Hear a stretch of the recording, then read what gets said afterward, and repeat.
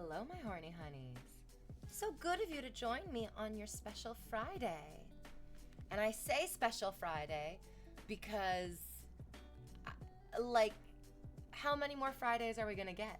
Each one is very special. Each one is very, very special. Good God, guys. Yesterday was, I wasn't streaming yesterday, and I'm grateful for that because holy fucking Christ. It feels like a lot of shit went down yesterday. A lot of different shit went down yesterday. Oh, yes, exactly. Rightus, psychic refugee. Whiscardo? Whiscardo, you seem new. Your username doesn't seem particularly familiar to me. Peter Hartley, it's been a minute. Oh, Tomato Brew, it's also been a minute. How are you, darling? Billy, Color Jerry. Wow, what a dress. I love it. Surprisingly comfortable. Oh, and Delita. Delita, hello, dearest. Dearest Delita. Presley, nice to see you. Jolly Juker, always a pleasure. Bruiser Prodigy, every Friday your live is special. Yes, especially because it means that I got my fucking computer working. Occasionally my second monitor is like, no. No second monitor for you. But that's not today. Not today. Today is very much the second monitor working. Oh, and one viewer to another. Always good to have you one viewer to another. Oh, my dearest, my darlingists. Happy Friday to you. Happy Friday to chat. Happy Friday to your mother, to your father, to your brothers, to your sisters. Is that a first date dress? Okay. I'm glad that you asked. Oh. Anonymous. How dare you fucking interrupt me? You're a fucking idiot. A goddamn loser. A grimy grub under my heel. Fuck you, Anonymous. I'm talking. If you're gonna interrupt me, Anonymous, you better do it for 10 gifted subs, at least. Double digits, motherfuckers. Double the digits. Presley, okay. Presley, you didn't know. You couldn't have, I literally just said it. So I'm gonna be, you're a moron. A disgusting, worthless rat. But you didn't know. You didn't know. Now you know. Now you know. Oh, wait a minute. Do you think it counts if, Presley's 5 and Anonymous is 5 make 10? No, we're not going to get... You guys don't get to start fucking... Don't start getting all up in your cohesions against me. You're two separate morons, and I'll punish you separately. As you deserve. As you deserve. So I'm not going particularly on a date tonight. It's not a date because that's not the type of relationship that I'm pursuing. But on, Tuesday night. On Tuesday night I went out to the bar and I'm astounded. I'm astounded at the speed at which it happened, but this has been happening a lot recently. This man immediately approached me at the bar on Tuesday, and the first words out of his mouth were, "Are you a dominant? Are you looking for a submissive?" I feel like I hadn't even taken a sip of my drink yet before this guy clocked me. Before he just immediately, and I wasn't wearing this. And I wasn't, it would make sense. It would make sense if I was wearing this. Because obviously this looks like something that you would wear to completely destroy a man, body and soul. But I was wearing blue and white. I was wearing jeans and a t-shirt. So something about the way. That was the other thing. I was I had to think about that, Master Blaster. That, has this person seen my stream before? And are they asking me this because they recognize me from the internet? No. Absolutely not, no. He was like, "Can I message you? Can I DM you? Can I get your information?" And I was like, "Yeah, let me just type my username in for you." And I don't think anyone is a good enough actor to be the way that he was. He genuinely had no fucking idea who I am. He just, oh, I wasn't wearing any makeup on Tuesday. I didn't wear any makeup to the bar. I don't wear a lot of makeup unless I'm on stream or performing. In real life, I barely ever wear any makeup.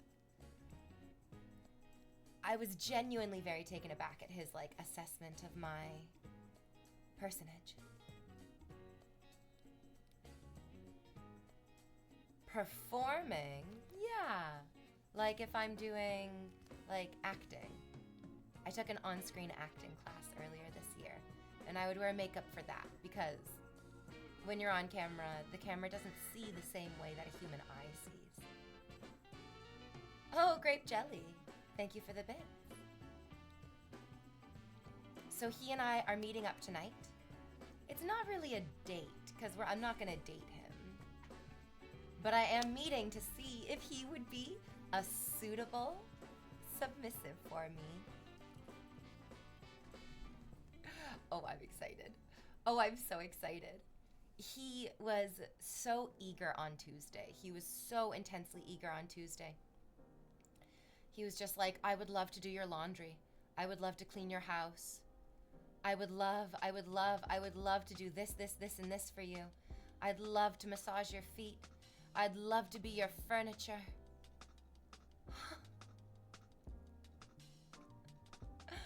I was just like, I believe you.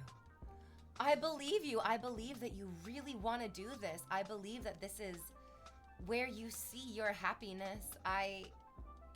It's just like coming off of him in waves that he was so eager to serve. So eager to diminish himself for me. Wild and intense, overwhelming as well. It's stressful. It's a lot of pressure. A lot of pressure to be like a good mistress, you know? Is he an older man? No, we're just about the same age. I think I'm like a year older than him. Yes, this is the random man who approached me. And then, so I'm meeting up with him later tonight. Very excited for that. Have a great feeling about... The part that I think I'm most excited about is that this is a new type of play. Obviously, I get to play with you on stream.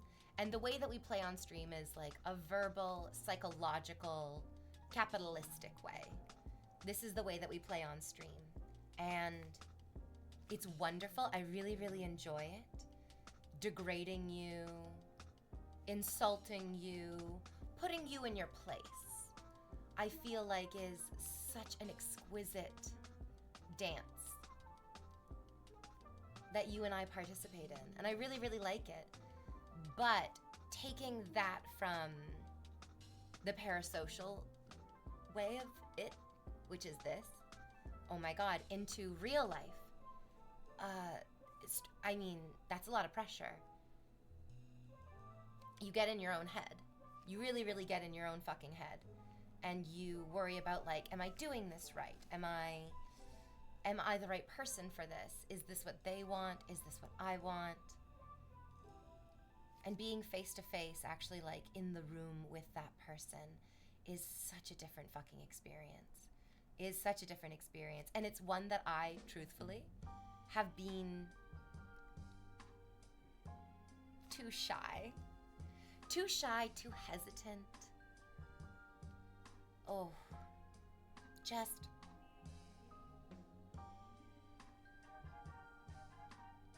the music's so peaceful and relaxing, which is helping in this conversation. Oh no, Hyena Bite, don't tell me that it's payday. Don't tell me it's payday and I wore this outfit. Good God, are you excited to eat nothing but ramen for the next month, baby? You're welcome. Thin is in. I'm doing you a favor. Is this your first dominant type of date? In real life? Yes. Yes. I've had people online who have been very, very excited for me to dominate them, but that has mostly entirely been online. There was one viewer who I did meet up with in real life because they were also from Toronto. But getting into the physical aspect of dominating them felt... I loved them. They were so sweet, they were so wonderful, but they also had... You know what? I think it was just a bad match. Oh, and a good boy, Hyena Bite. I think it was a bad match with me and that previous submissive. because they had a lot of insecurity. They that's fine. I'm not saying this as a negative thing. I also have a lot of insecurity. And it felt like those insecurities were really like, instead of fitting together, where it's like the things that I'm confident in and the things that they're confident in and my insecurities and their insecurities, sometimes they fit together like a zipper. Sometimes they fit together like a zipper, and the ways in which you feel unconfident and the ways that I feel confident can sort of complement each other instead of conflicting with each other. But I felt like with that previous submissive, it didn't feel complementary. It just felt overwhelming, in that I was like, I need you to be confident in your submissiveness so that I can be confident in my dominance of you. And I felt like just me and him were just like not in a perfect, actually that's rude. It doesn't need to be perfect. But I felt like we weren't, either of us, in the headspace. But with this guy who approached me at the bar, he knows, he knew exactly, he knows exactly what he wants, how he wants it, when he wants it. He was telling me, he was like, I have a dominant that I have been seeing for the past few years, but she has a long-term committed partner. And so I only get to see her like once every 2 weeks. And I would like to see my dominant like twice a week.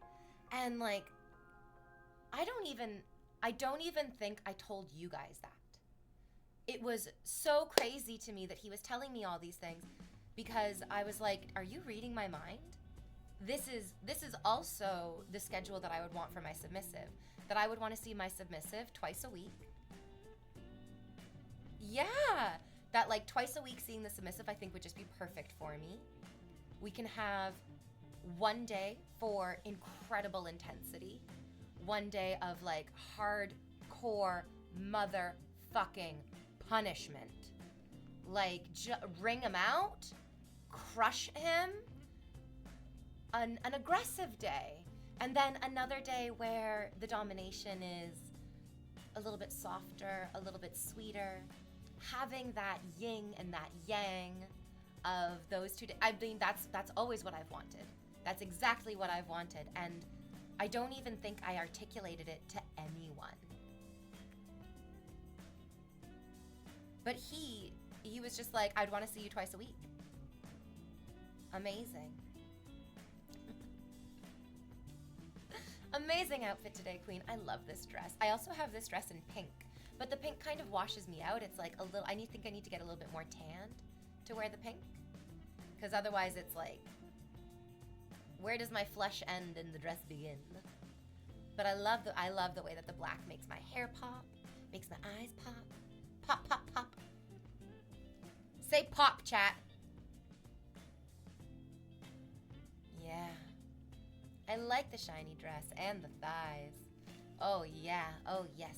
So I did my headshots the other week, and I got the photos back from my headshots. Oh, good poppin' chat. And it was great. I love my body. I love my body. I love my body, which I think is very rare. I think loving your body when you're 35 is incredibly rare. Most of us at 35 are starting to really hate our bodies. If you sleep in the wrong way, you get hurt.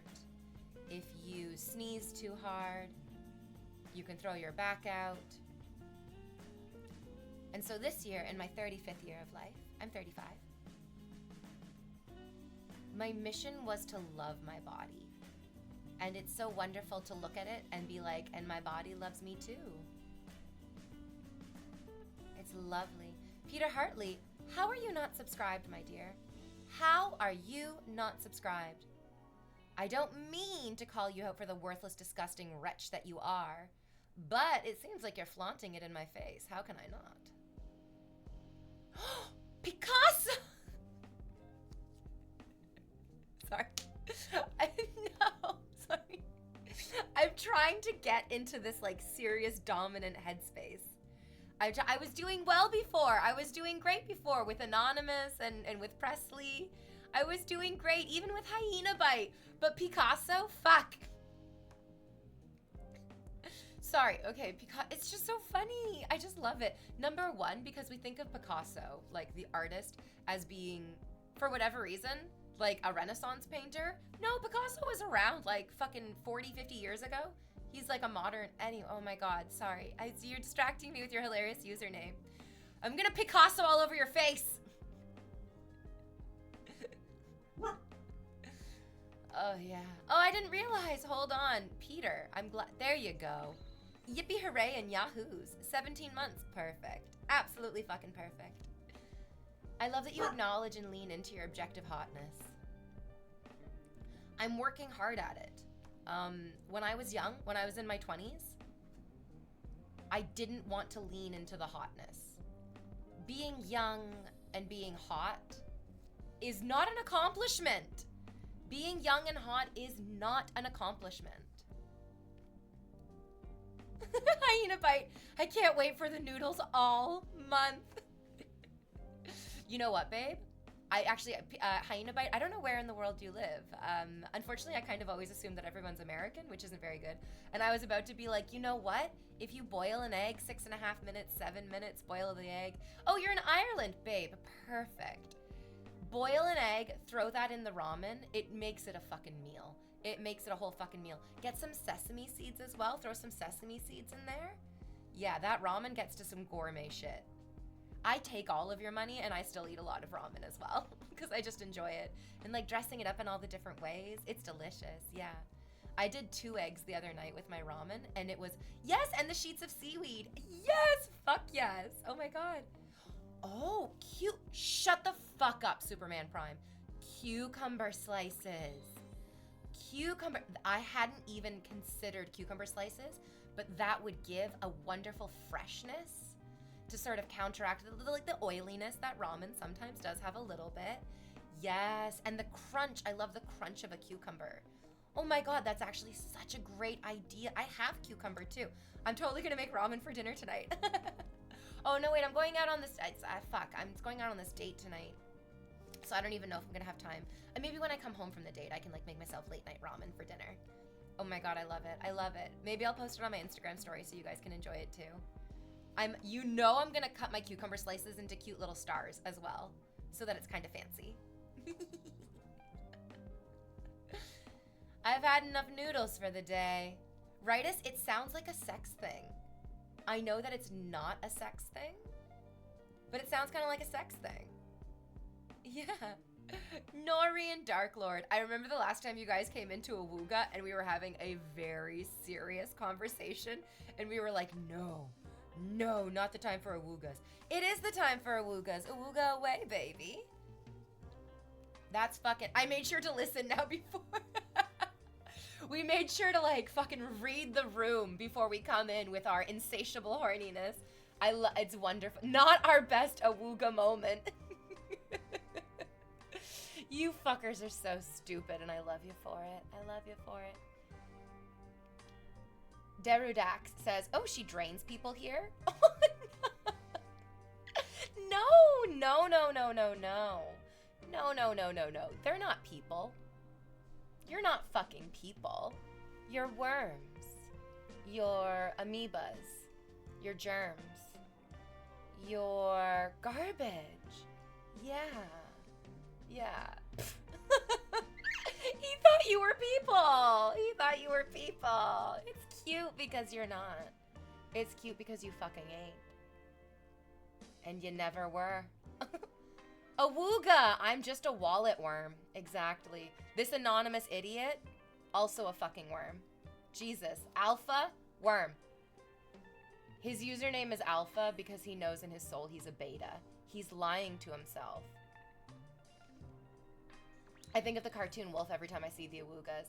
I think of Jim Carrey in The Mask seeing Cameron Diaz. Cameron Diaz seems like such a just like a great woman. Don't tell me if she's not. Oh my God. Too many celebrities are awful. Alpha says, I am lying to myself. Yeah, baby. Yeah.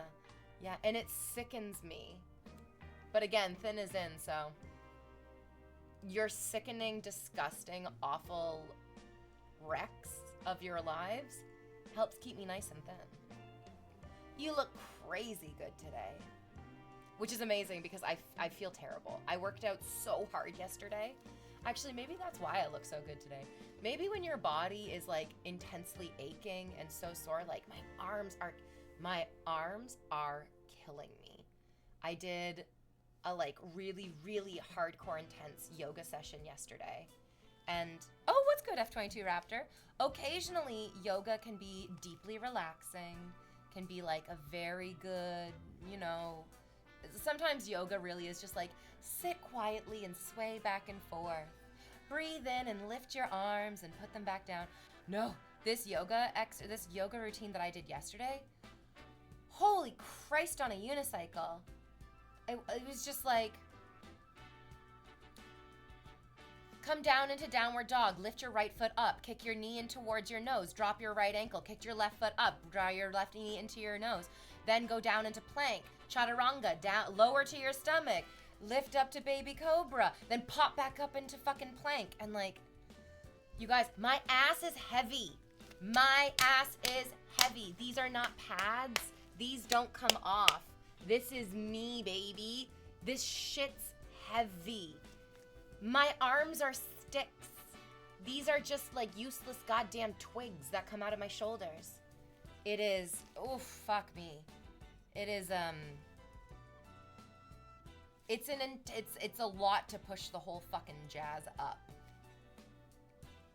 Yeah. But also wonderful. Also wonderful. I know that, like, doing a super duper hard workout is good for me. It's good for your, like, lymphatic system. It's good for your circulatory system. It's good for your, like, mind and body as well.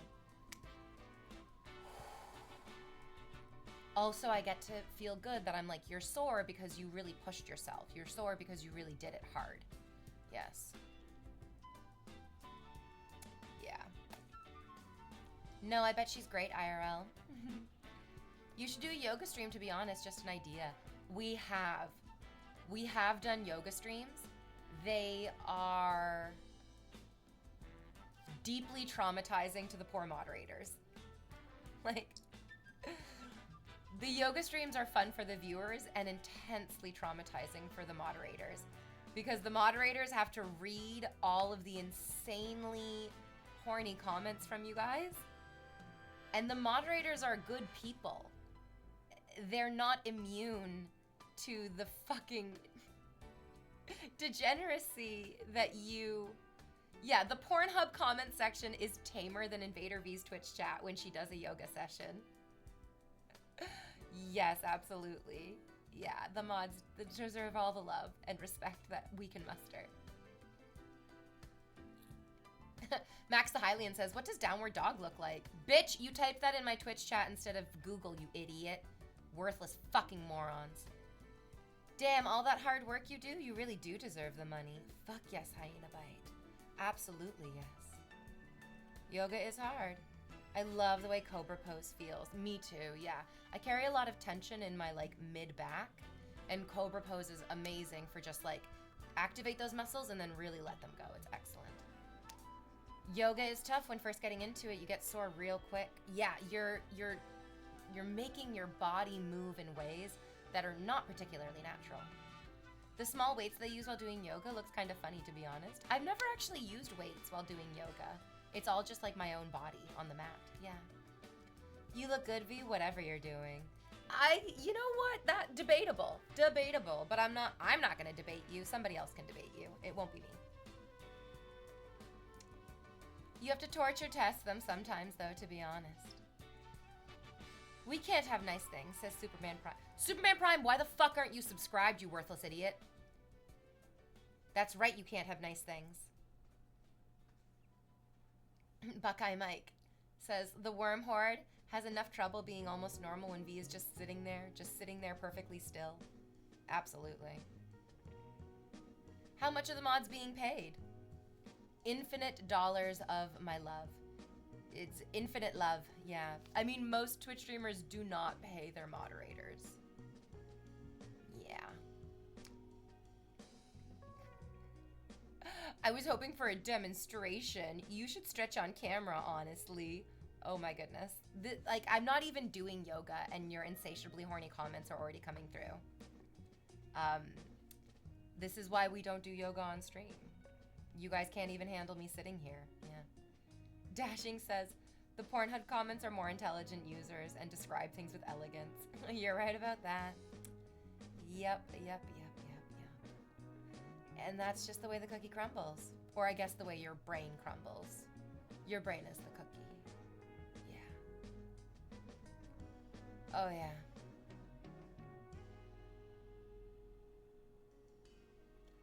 Max the Hylian,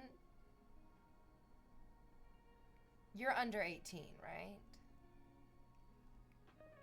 I can't help but feel that only a child's severely underdeveloped and rotted out brain would see me wearing this right now and think that saying, what does downward dog look like, would get me to demonstrate it. It's just, that's so many layers of stupidity. There's no fucking possible way that you are an adult man. I can't. I've spent too much time defending adult men for you guys just to, I mean, really dig your own graves. Holy Christ.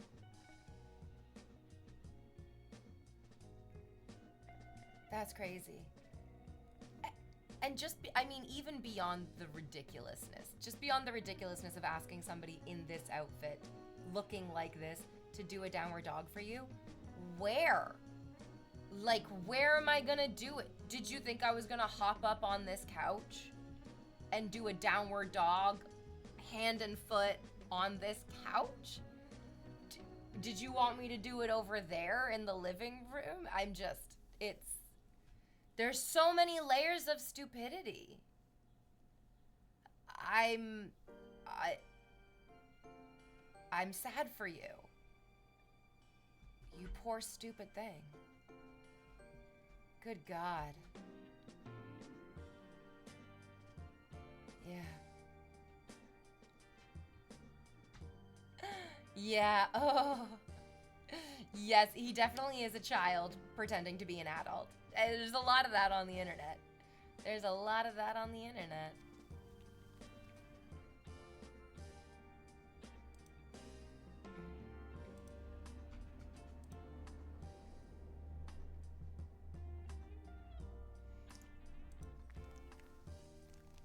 Does he win the Idiot of the Stream award for that?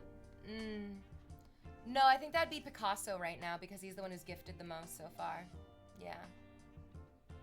Picasso, you're #1 moron. Congratulations. Who wants to be stupid next?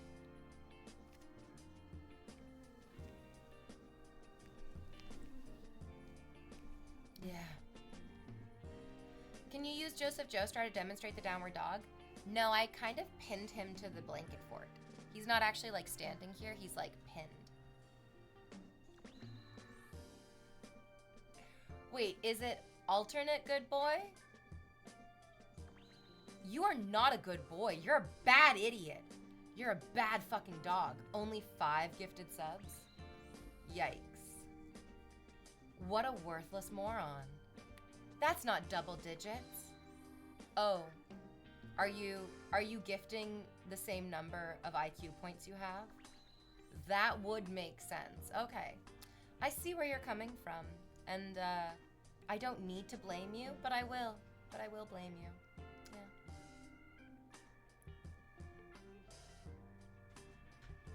He's magnetized to the blanket fort like in that one episode. Oh, I love it.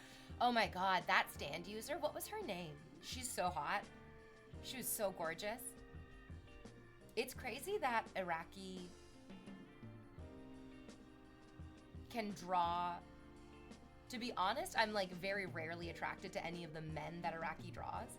Mariah, yes, Mariah.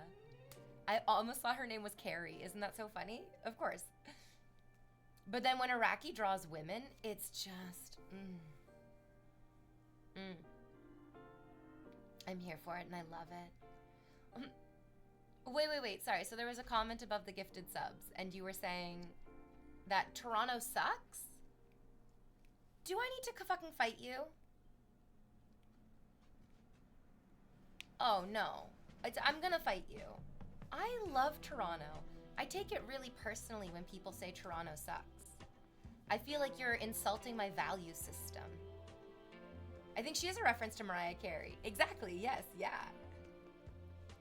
Montreal is better, though. I mean, Montreal is fucking amazing. That is also really true. I've never lived in Montreal, so I can't say for sure if it is better or not. But I love Toronto. He's not wrong. Yeah, Toronto sucks. You guys, are you sure it's not you that sucks? Are you sure that you're not the sucky one and that the city of Toronto is actually kind of nice?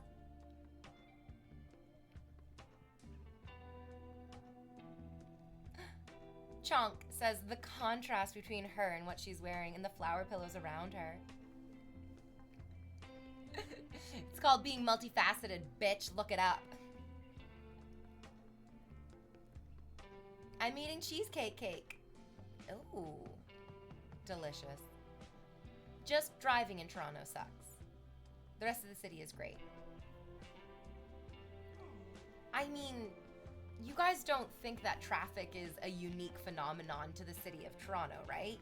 You realize that traffic is something that happens in every single big city?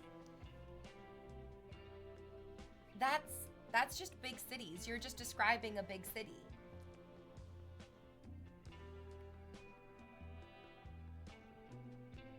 I really do think that, like, and I've driven a lot in this city, absolutely. And yeah, there's a lot of terrible traffic for sure. But also, that's how it is in most major cities. I'm really hesitant to assign this as like a Toronto problem when it's like a facet of being a city dweller. What city with a population akin to Toronto has no traffic? Exactly. I'm like, Los Angeles traffic is even more intense. And the truth is, there's a good legitimate reason why the Toronto traffic is so bad. It's because Toronto is on the 401, and the 401 has the highest volume of trucks going on it of any road in the world. The amount of shipping that goes like back and forth through the 401 from the United States of America into Canada, from Canada into the United States of America, like we have tons and tons of people who live here and who commute in and out of the city for work. Val, do you want to bring your toy over here? But we also have an intense amount of like industrial shipping. Oh, you found Evie!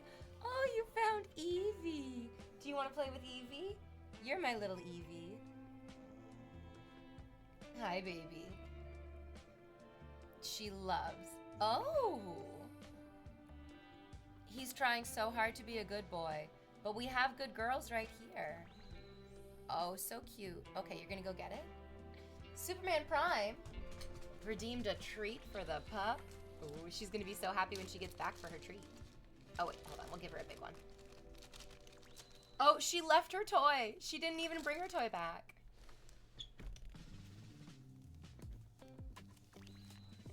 Oh, La Frogger. Is it LA Frogger or is it La Frogger? Rocking that Resident Evil look. Damn, woman, you're turning up the heat every stream. I mean, I know that you guys need. It's La Frogger. Val, come on up. Get over here. Paw. Good girl. Touch. Good girl. Lay down. Good girl. See? It's very important to me that I train my dogs perfectly. Yes. Paw. Oh, sorry. Paw. There you go. Touch. Lay down. Good girl. You are such a good girl. You are such a clever girl. You gotta chew these motherfuckers. Don't just inhale them. Don't just inhale them. Now let's see if she can do it backwards. Lay down. She's trying to give me her paw. See, she doesn't know how to do it backwards. Lay down. Good girl. Touch. Paw. Good girl. You figured it out. You figured it out. You figured it out. You're my fluffy wuffy nuppykins. My goopy whoopy poopy head. She's the best little dog. Oh my god, she's in dire need of a haircut though. She's real fluffy. What an angel. Everyone thinks she's a little boy, and I think that's adorable. She just looks like a little boy. A cute little boy. Unlike you guys who are disgusting men. Can the dog solve crimes? No. She does crime. She is a crime. Yeah, it's a crime to be this cute. Look at how illegal she is. She's illegally cute. It's because of her goatee. It really is. It's because of this like white spot right here. Yes. Maddie V, I've gifted 50 subs when? Oh yeah, there was a day where you did like 40 all at once. Do you not remember that? Ketamine is a hell of a drug, eh? Maddie V, you gotta relax on, yeah, you don't remember. It was like a long time ago. Yeah. I want a dog. I wish I had more time. It wouldn't feel right getting one without having the time for it. Yes. Yeah. Yeah. Oh, I see. You're really desperate. You're really desperate, you bad, worthless idiot. To be called a good boy, but I don't think you've earned it just yet. Hi, Congus. What's good, beautiful? You're welcome, I guess. Amazing what 10 years sober will do to the brain. Oh, yeah. Oh, yeah, Maddie. Oh, yeah, Maddie. It was a long time ago. It was. I feel like it was like years ago that you did that, to be honest. Life is good, just busy at work. Oh, yay, I get to be your work girlfriend. I'll keep you company during work.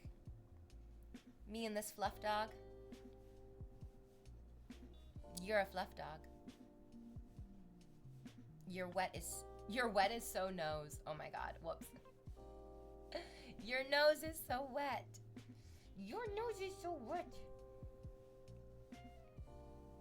Very nice.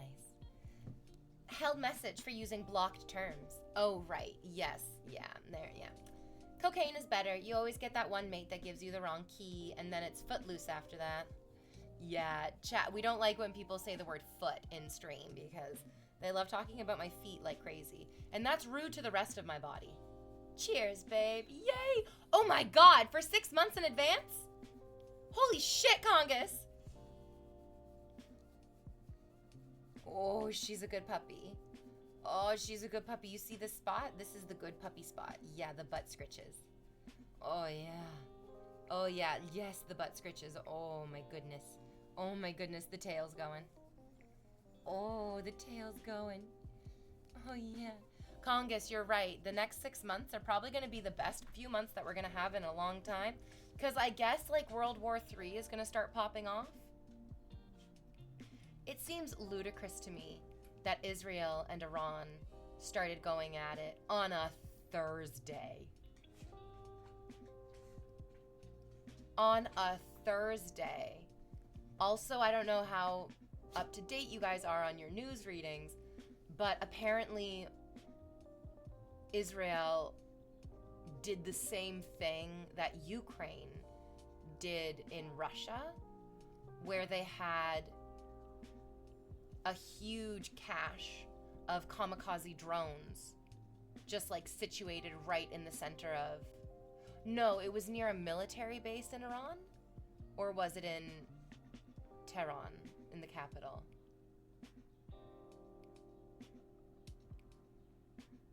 Bad boy.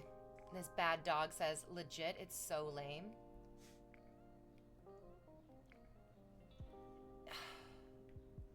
Exactly, awesome sauce. They have no respect for the weekend or human rights. If you are going to start an international conflict, please do it on Monday like a regular fucking person. Please do it. Please just do this on Monday. Please. That's when all of us are already miserable, and begging for death anyways. Why are you doing this? Why are you doing this to us right before the weekend? Terrible. Terrible. So we get to just like enjoy every Friday that we have left. Yeah. Tehran is in Irania. But no, I was wondering whether those drones were in the capital or if they were just near a military base. Yeah, Israel attacked first and now Iran is provoked. Trump knew everything that was going on. No, you know what's so funny about that? Le Frogger. I don't know if Trump knew because I think he would have said something stupidly. Are you busy this weekend? We could get to watch. We could get together and just watch the world burn. Yes, please. I'm going out tonight to meet, I think, my first official submissive. Congus, I'm so excited. This guy approached me at the bar on Tuesday, and the first words out of his mouth were, "Are you a dominant? Would you like to dominate me? I'd love to submit for you." I was just like, how did you know? How did you know? And then, get this. Yesterday at the dog park, we're like playing fetch, we're running around at the dog park, it's good times, it's so fun. And this guy comes up to me, he has an amazing, beautiful dog. Such a beautiful dog. And his dog is like coming over and doing the thing that dogs always do, which is like, "Oh, you have a toy in your hand? I want to play with your toy." And it's like, "Dog, you have a toy in your mouth. Why don't you want to play with the toy in your mouth?"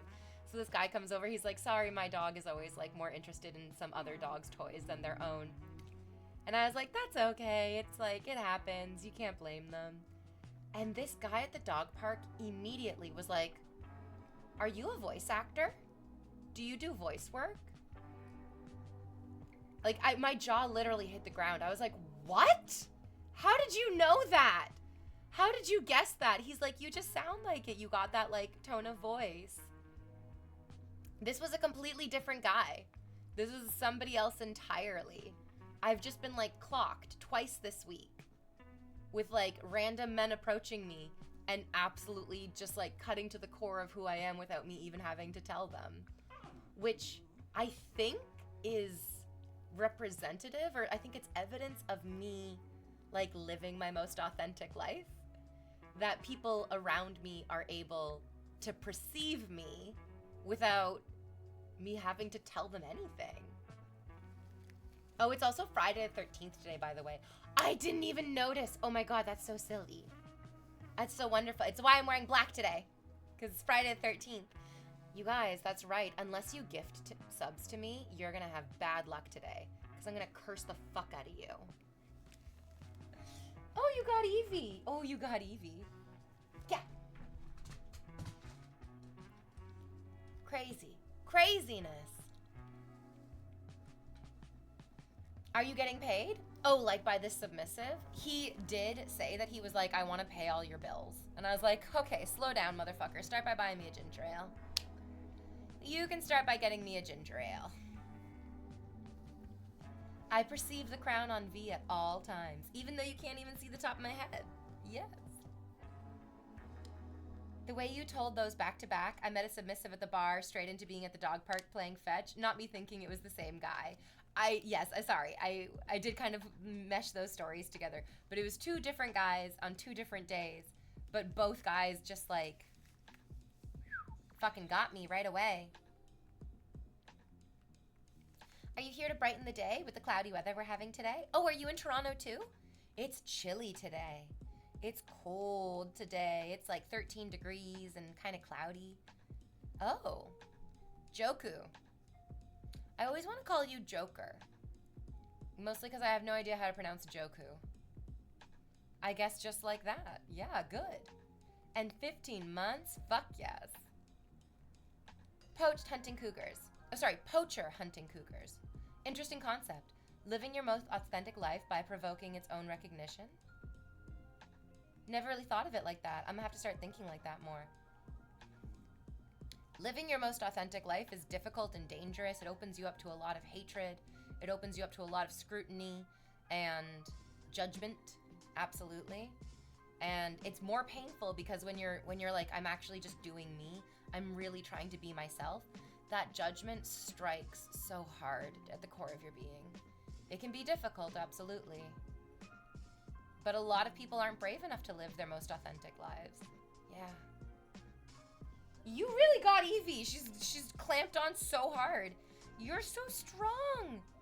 You're so strong. How am I supposed to throw Evie? You're so strong. Oh my god, she's so cute. I wish you guys could see her from this angle. Because her little eyes are so bright and her little nose is so piggish. Oh, she's so strong. Oh, she's so strong. How am I going to get Evie from you? Oh, so strong. Oh! Woo, okay. Yeah. Evie, I choose you. Yeah. You'll provoke more inner demons than people know they have. Yeah, well, Ritus and I were talking about this on Wednesday, I think it was. In that Ritus and I we like made a group of friends online. When I started streaming, our like first group of moderators who joined the channel really bonded with each other, and it was really wonderful. It was like a cute little close-knit group of guys and gals and everyone in between, and we would all spend time on Discord together hanging out, and it was really fun. It was really nice. And then time goes by and people grow apart, personalities clash, people get busy or they get distracted by like real life coming in at them at different ways, and now we're at the part where a few of these guys, for whatever reason, having gone from like really loving me, like really, really, truly loving me, to now hating me, to now being like, Ritus, you shouldn't spend time with V. Ritus, you shouldn't be a moderator for V. And it's unfortunately like a tale as old as time. I feel like this is like one of the dangers of being a Twitch streamer, is that people come to you and it feels like they're coming to you because they want to like love and support and be a part of what you're doing. But so often, you guys, so often people come to you because they want something from you. And whether they acknowledge it or not, resentment will brew if they don't get from you what they want. Rita says, I've been having weird encounters with random people this week too. Yeah, right? It's one of those weird weeks. So when Ritus and I started talking about this, I got so nervous because honestly, Ritus, in my mind, I was like, oh my God, is it Ashley Robato's community that doesn't like me? I don't know why. Actually, no, I do know why. Because I love and respect Ashley Robato so much, and her community seems so sweet and so wonderful. The idea that that wonderful group of people disliked me would be very, very heartbreaking. But then we talked about it and we're like, oh, wait a minute, these are the former moderators who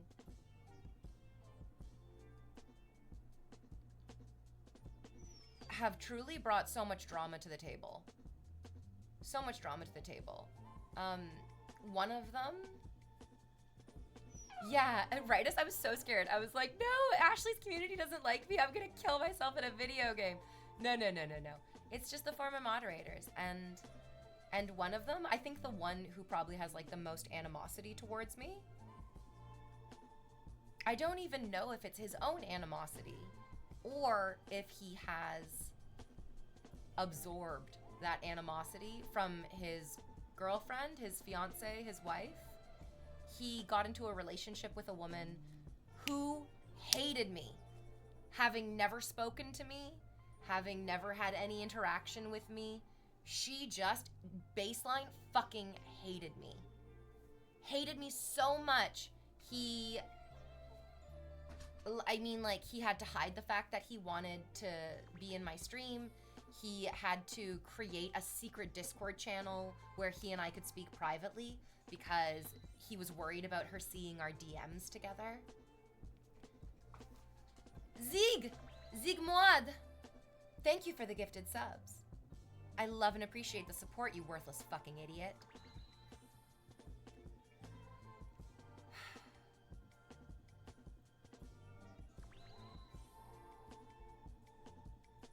It's so heartbreaking. It's so heartbreaking that I was very happy. Like, I was very, very happy that he found a relationship with somebody. He always really wanted a relationship. He really, really did. But I also couldn't help but notice that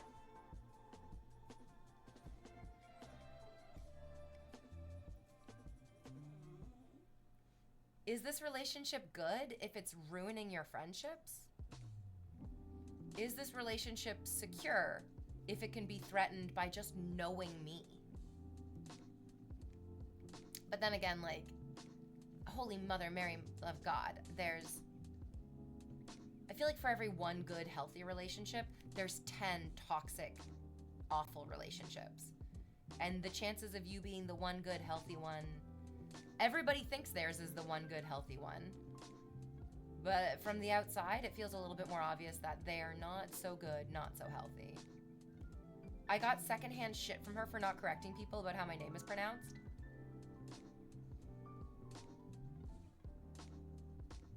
This woman seems so insecure. It's suffocating. It's just insane. She seems to have no concept of what boundaries actually are. I imagine that this woman thinks that boundaries are like rules to be enforced on other people. Because rightus, like, I'm the same way. If somebody mispronounces my name, it's not really the end of the world. If they're doing it out of disrespect, that reflects negatively on them. If they're doing it accidentally because they don't know better, it's also totally fine. None of us need to take it personally if somebody fucks up our name. None of us need to be threatened by our romantic partners having friends, especially friends who are different than them. This woman just seems like she has nothing going on for herself, and so she just needs to involve herself in what everybody else is doing. And yeah, I'm gonna be honest. A tester for me now, if I have a relationship, if it's gonna work out or not, is if they like you or not. The last two people who I talked to didn't like you, and it didn't work out in bad ways. Rightus? Yes. Yeah, absolutely. You're not the only person who said this before. I've had this happen with a bunch of other people. That being friends with me can really trigger insecurities in other people. And I think that's astounding because I'm full of insecurities. I'm probably just as insecure as any of these other people. I don't think anybody is moving through life with a sense of deep security. But I also never make it anybody else's problem that I feel insecure. I just punish chat for wanting to fuck my brains out. You're an idiot. You're a worthless, disgusting moron for being sexually attracted to me.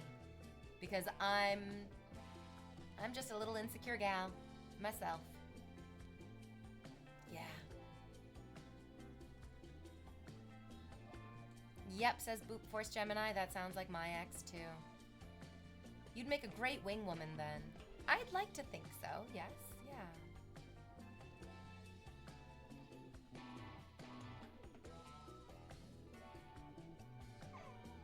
So like my best friends that I made in university.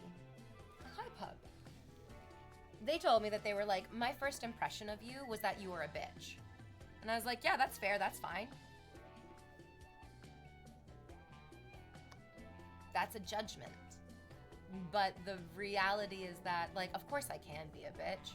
You've seen it yourself. I'll show it to you straight to your face. Exactly, Picasso. You're my bitch. And I'm gonna be a bitch to you. Absolutely.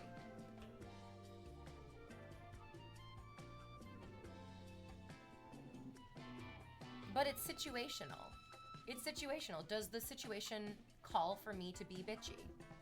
Does the situation warrant that cutting observation and those vitriolic comments?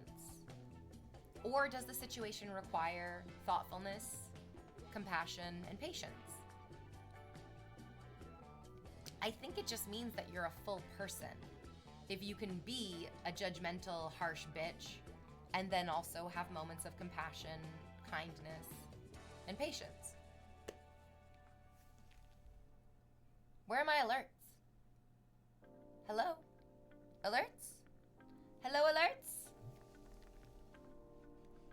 Come now, Alex. Come back to me. Come back to me, Alex. Strelements. Sometimes the alerts just don't want to alert.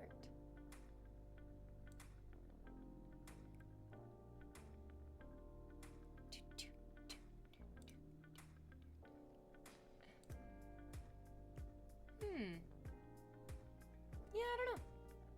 They were working before. They just got tired. Just got tired of alerting. Ain't that just the way?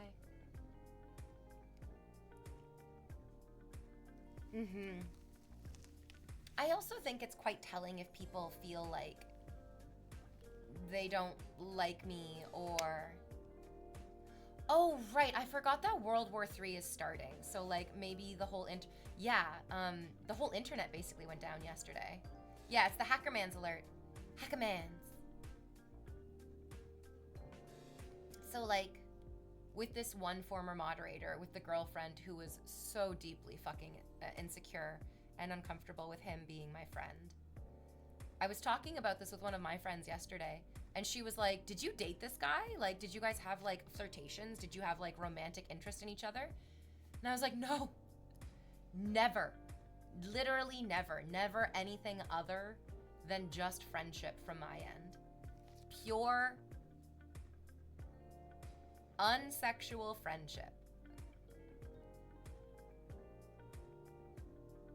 And even still, this woman is like, I don't want you to be friends with her. Even though I have no interest in dating her fucking boyfriend. It's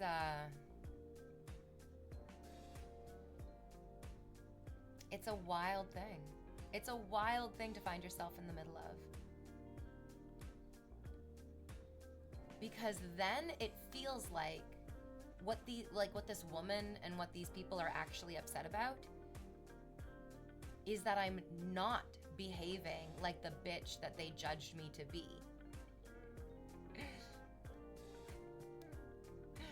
Doesn't it? That, like, it seems almost like she would have preferred that I was a mean, nasty bitch to her boyfriend, my former moderator. But I wasn't. He and I were friends. We got along swimmingly. Yeah. And I guess she just couldn't handle the fact that, like, we were friends. And now we're not. Now he hates me, I guess. Which is really too bad. Which is, yeah, that's so heartbreaking. Because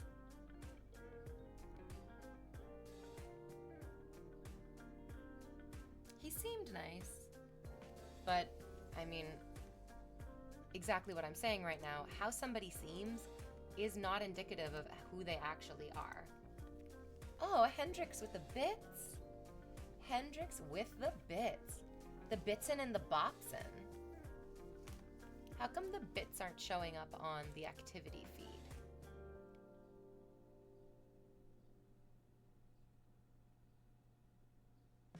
That's interesting. Yeah, it says that the cheers are there. And it's odd too because he would, like, pop into chat not too long ago for, like, a one-off comment. Yeah. Yeah. I feel like I had pleasant conversations with him recently in the subtle, because I remember he would come in and he would have to, like, hide the fact that he was here. And I was trying to be respectful of it in case his girlfriend ever checked the stream, and I tried not to say his name. And I'm really shocked. I'm just, like, really shocked that I, having done nothing other than just live my life the way that I feel like I need to, he's now, like, upset about that. I mean, I'm gonna go into my, like, Esther Perel deep dive emotional thing and just be like, his relationship is obviously not good and he has to project outwards what the problem is. And I guess it's me. I guess I'm the problem. How dare people be themselves instead of the mirrors of people that they are inside other people's heads? Reb, exactly. Fucking exactly. How dare you be yourself and not the version of you that I have in my head of you? Why do you think people would prefer others to be the worst versions than they actually are? What motivates that? Why is that so common? Because then it bolsters their sense of their own perception being right and also their moral superiority. Yes. And I've done this myself as well. If I see somebody who is more attractive than me, sometimes I'll be like, they're probably a bitch. They're probably a bad person, right? Because they're so good looking. Like, I do that too, absolutely. But I try to catch myself and be like, wow, I'm probably just thinking that because I'm intimidated and I feel less than in their presence. And there's no reason to do that. What makes somebody attractive, what makes somebody beautiful, is not necessarily like the body that they're born with or the face that they're born with. It's most often who they are inside. I think we all know examples of like, this person isn't the most stunningly gorgeous person I know, but their personality is so warm and so inviting and so dynamic that like they just draw people into them. I know so many people like that. I went to summer camp with this girl she was really, really cute. She was very, very cute. But like if you had like 7 versions of her lined up together with 7 different types of personalities, it was her personality that made her so sweet and so attractive. It was the fact that she always had a smile on her face. It was the fact that she always included everybody in the conversation. She was just so wonderful. I learned a lot from her. And I loved it. I loved it so much. Why, hello, Scotty May. Hendrix, where did you get all these bits from, baby? It sounds like he likes the drama. I think that he has a sadness inside of him. Even when he and I were close friends, there was a sadness inside of him, and there was also this desire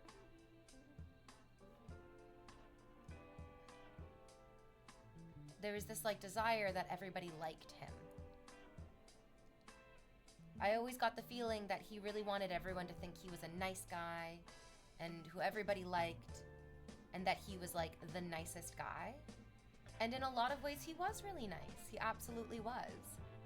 But then in other ways, that desire to be liked and that desire to be seen as a nice guy can sometimes lead to being a little bit fucking spineless. It can lead to being like a little bit wishy-washy, a little bit infirm in his own convictions. I also want everyone to like me. I really do. I don't want people to hate me. But I'm also very comfortable with people that I don't like disliking me. I'm not going to do anything to try to get them to like me.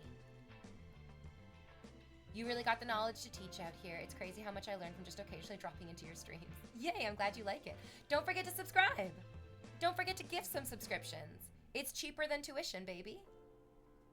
Tom Hanks himself is not the most handsome man, but his warm personality, yes, yeah, that's a great example, Tom Hanks, for sure. Yeah. He's not walking around with Brad Pitt's face, but he is walking around with a heart of gold that Brad Pitt does not have.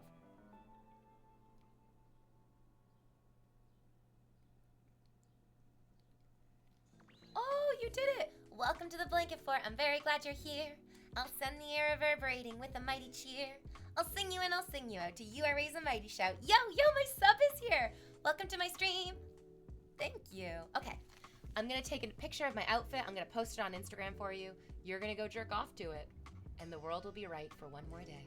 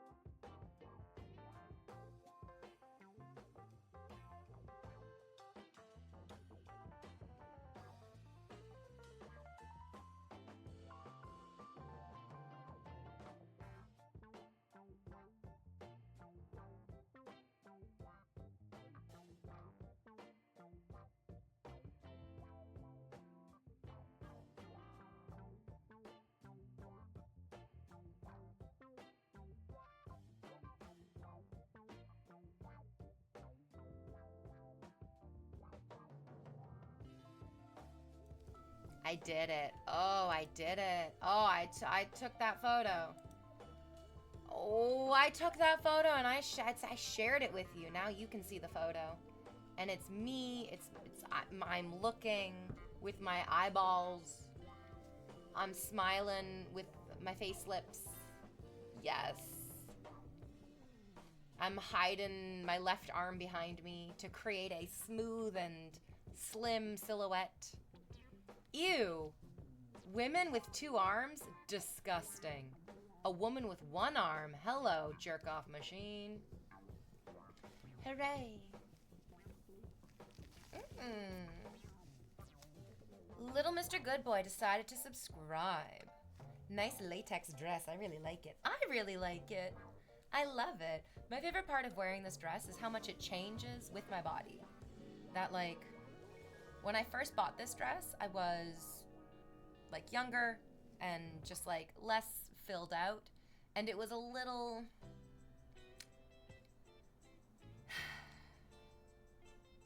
It wasn't as va-va-voom.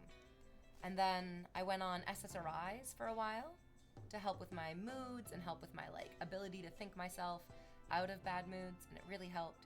But then I put on a bunch of weight, and it was tight. Oh, it was tight around the stomach. And now I've, like, lost all of that SSRI weight, and I've just been eating a lot healthier and exercising a lot more. And now it's like, there's even like a looseness in the waist a little bit. But then it's so tight around the hips, which I feel like is now the shape that it should be. Really love it. Really into it. Very happy with it. It's doing great things for me. And I think it's doing great things for you too. I don't know, you tell me.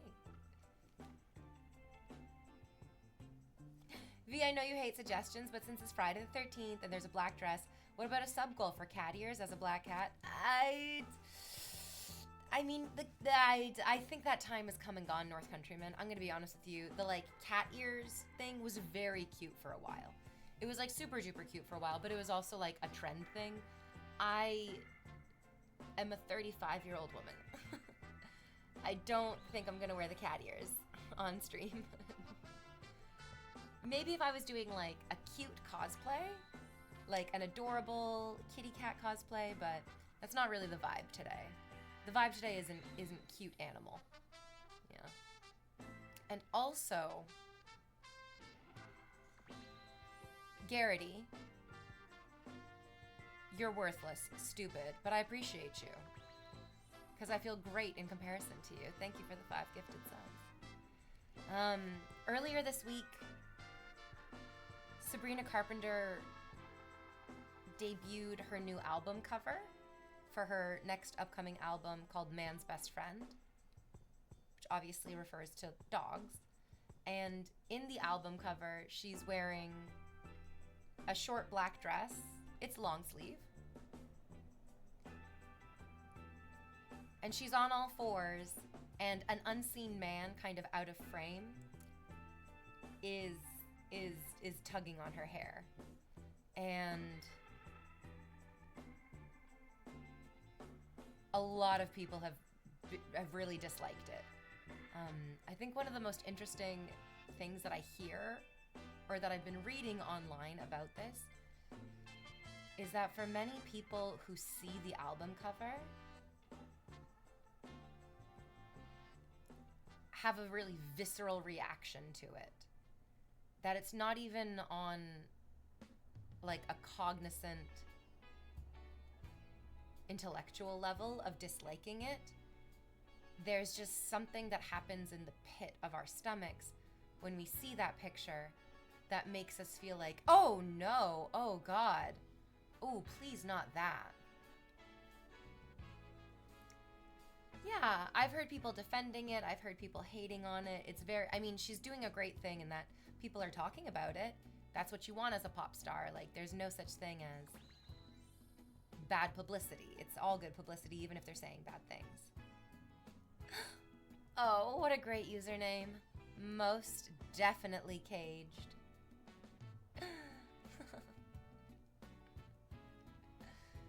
Imagine I put a padlock on your cage with a 3-digit code on it, and I wouldn't unlock it until you gifted those 3 digits.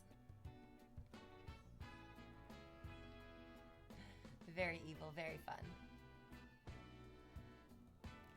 So, I'm very much in the camp of not liking the album cover, of being like, oh, on a neurological level in my body, I really, really dislike this. Like, I don't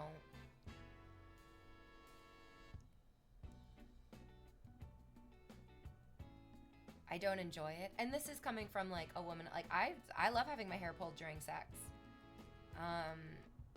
I love being on all fours for like a sexual encounter. I really do. I'm not kink shaming her.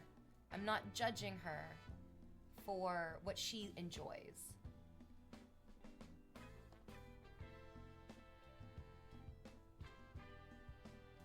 But I also think that a lot of people, probably her included, like scrolling on their phone while they sit on the toilet. And I don't think that would make a good album cover either. And possibly for similar reasons, where it's like, I get that you love this. I get that this is what turns you on. I get that this is what you enjoy doing.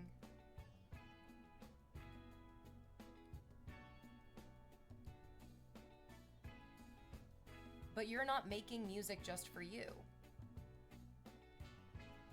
You are making music for very young women, like teenagers, even children, who are going to invariably look up to you and want to be like you.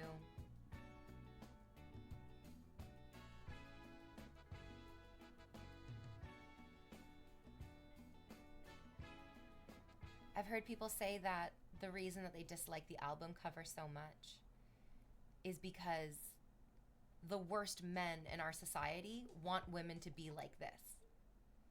The worst guys in our community and in our world want a beautiful, powerful woman on her knees, vulnerable, and like eager to be abused. That's what the worst men want. Absolutely. And I just like, why would we give the worst of our society any recognition in that way? Why are we feeding them when there are so many good people who are starving?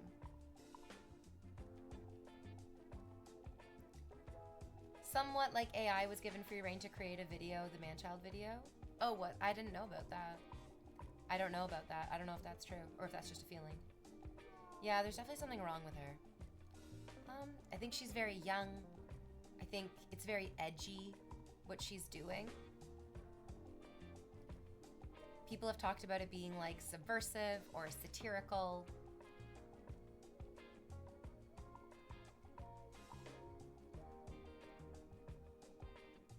I feel like it would not surprise me at all if in 18 months, if in 2 years, she comes out and says, this was a really bad idea. I shouldn't have done that album cover. I regret it. That wasn't me. That was me feeding the worst part of myself, which then is also feeding the worst part of our society.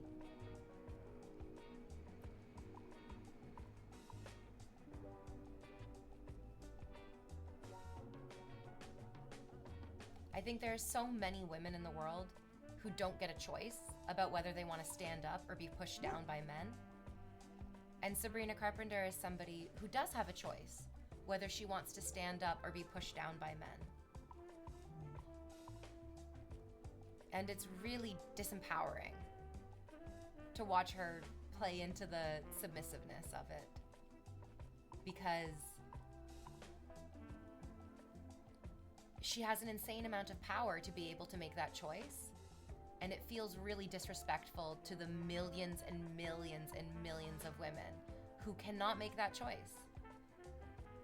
And like, to say nothing of the state of the American world, like Roe versus Wade being struck down, there are women who are dying from septic pregnancies. There's a woman whose body was being kept on life support even though she was brain dead because she was pregnant. And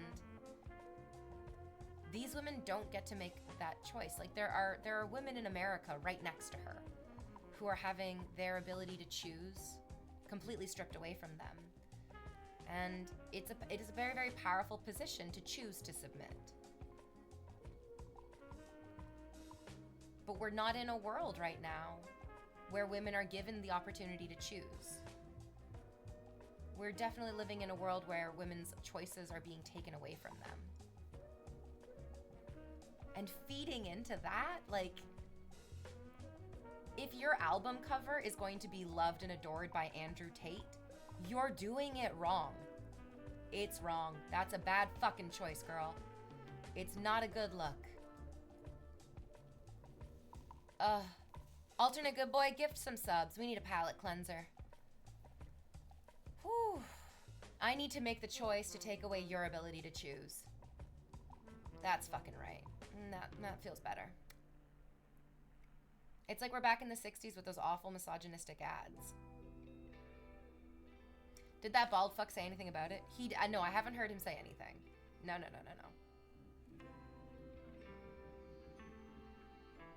I think he got arrested again? Yeah. Okay, good boy. You earned that title just this once. Just this once, I'll say you're a good boy. Yeah, I think Andrew Tate got... If you try to say his name in my chat, I don't think the automod will let you, because we had this, like, wild influx of people when Andrew Tate was really gaining popularity. That, like, every day that I streamed, we had, like, 4 or 5 different people, or maybe it was just one person on 4 or 5 different accounts, come in and be like, what do you think of Andrew Tate? What do you think of Andrew Tate? What do you think of Andrew Tate? What do you think of Andrew Tate? Like... Oh. Emanator. Sorry. I thought your username was Eliminator. And I was like, oh, I'd love to eliminate you, you fucker. But you're emanating. You're emanating hard, simping attitudes. Fuck yes. Most definitely Cage says, do you like locking people up? Ooh. I mean, my favorite part of learning how to sail was definitely the knot tying. I think that locks have their time and place, but tying somebody up, ooh, creating resistance out of nothing, I love that. I love it.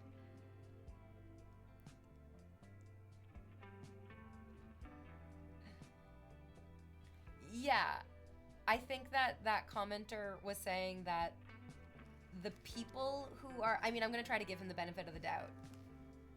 I think that commenter who said just the word schizo is referring to the people who create multiple accounts. Yeah. Yes, I'm referring to the guy who was spamming the Andrew Tate things, like that schizo behavior. I don't know if it was one person on different accounts or if it was multiple people on different accounts.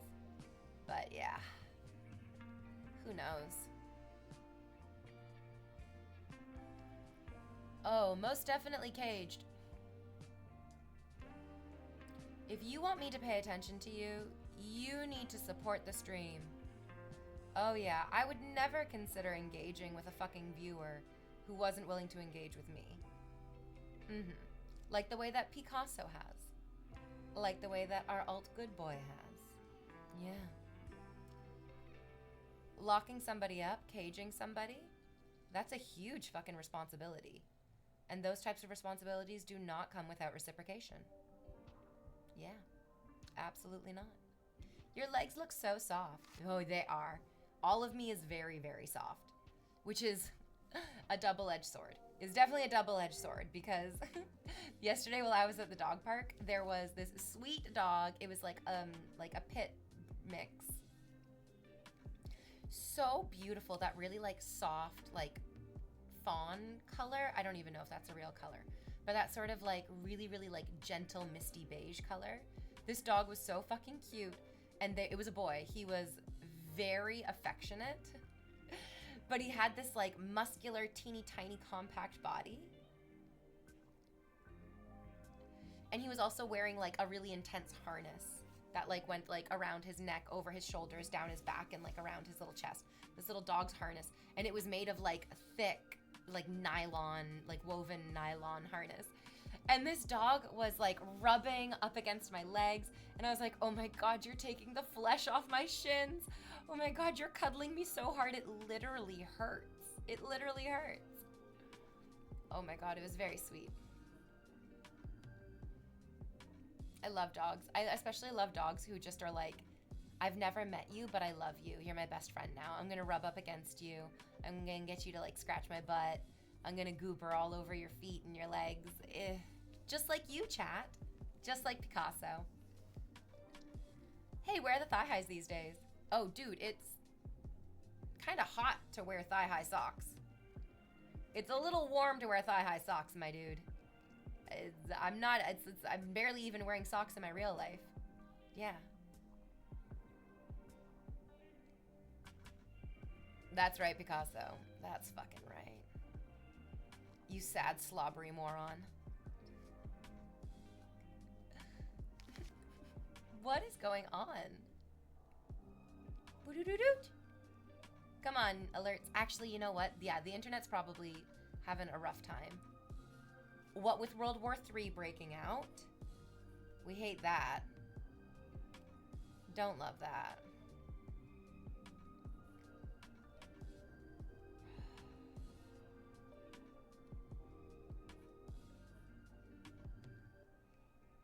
It's nerve-wracking to think that, like, these might be the good old days. It's real scary to try to, like, step back from what could be coming and look at everything that we have right now and be like, oh shit, is this as good as it's gonna get?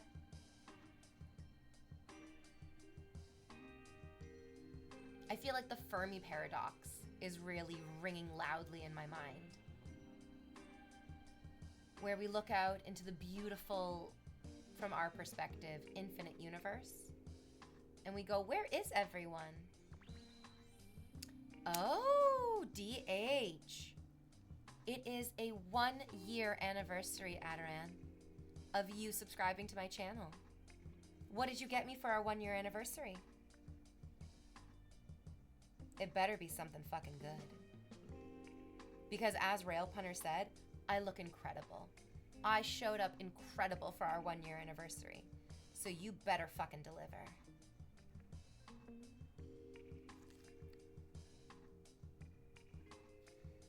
My dog loves anyone who gives him attention, especially when it's head scratches. He'll be 17 this year, my old boy. Oh, Daddy Canada. And I bet that he's loved every single second of those 17 years with you.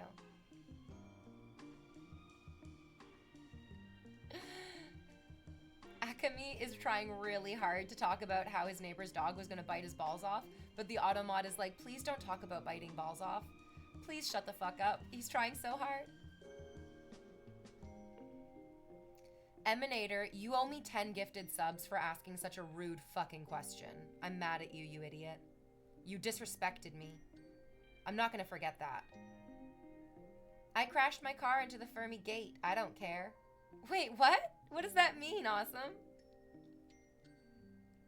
My sweet Lisan Al-Gaib.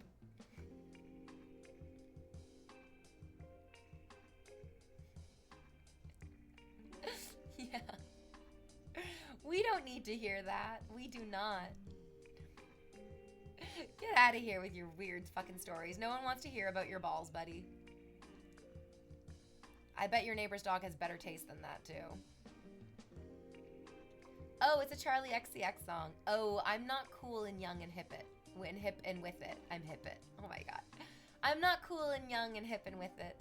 I don't listen to Charlie XCX.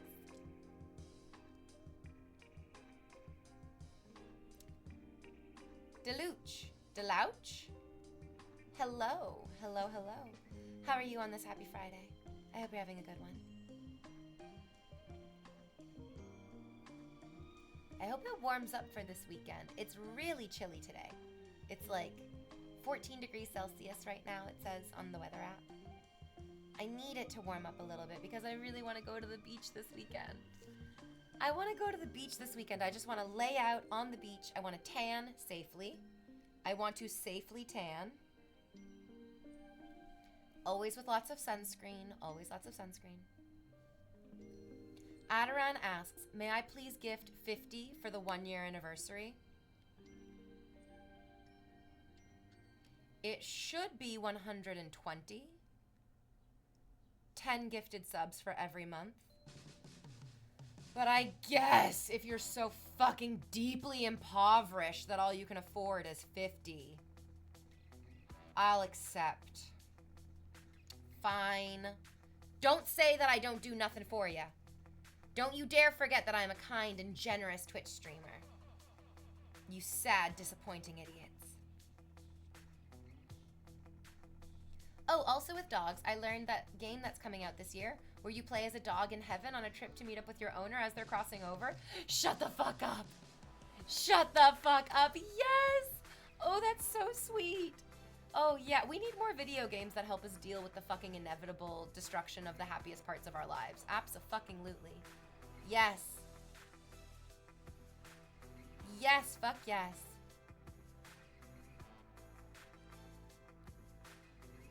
I will be good when I am home this week. Now I'm relaxing. Thank you for asking. Oh, yes. Oh, yes. I'm sorry I'm not good enough. I'll try my best. That's what I like to hear, baby. That's what I like to hear. Oh, God. That spark inside of you to fucking simp as hard as you can. Keeps me warm. You don't need a lot of sunscreen, in my opinion. Yes, I do. Yes, I do. UV radiation diminishes your collagen. That makes you look older. Also, skin cancer. One of my best friends had a skin cancer scare recently. Yeah, right, when you started talking about it, I was like, is it gonna be like Stray? I loved Stray. I cried during Stray. One of my best friends had a skin cancer scare. And it started out simply enough that her boyfriend was like, is this a new mole? And she was like, I don't know, I have like tons of moles. I don't think it's new. And he looked at it really hard and he was like, I think you should get this mole checked out. And she Googled skin cancer moles. And when you Google skin cancer mole, what comes up in the Google searches are these blown up photos of like, it looks huge. It looks like a gigantic fucking, like you would know, it's like a huge fucking mole and it doesn't look right. It has like irregular edges, has like the wrinkles inside of it and all those things. What she didn't realize is that those pictures are blown up. That like, what you're seeing is like a tiny little pinprick of what the mole actually looks like, but the images make them look so big. So she went to the dermatologist, she went to the doctor, they biopsied the mole. It was inconclusive. It didn't automatically, it wasn't like, yes, this is cancer, absolutely. It was inconclusive.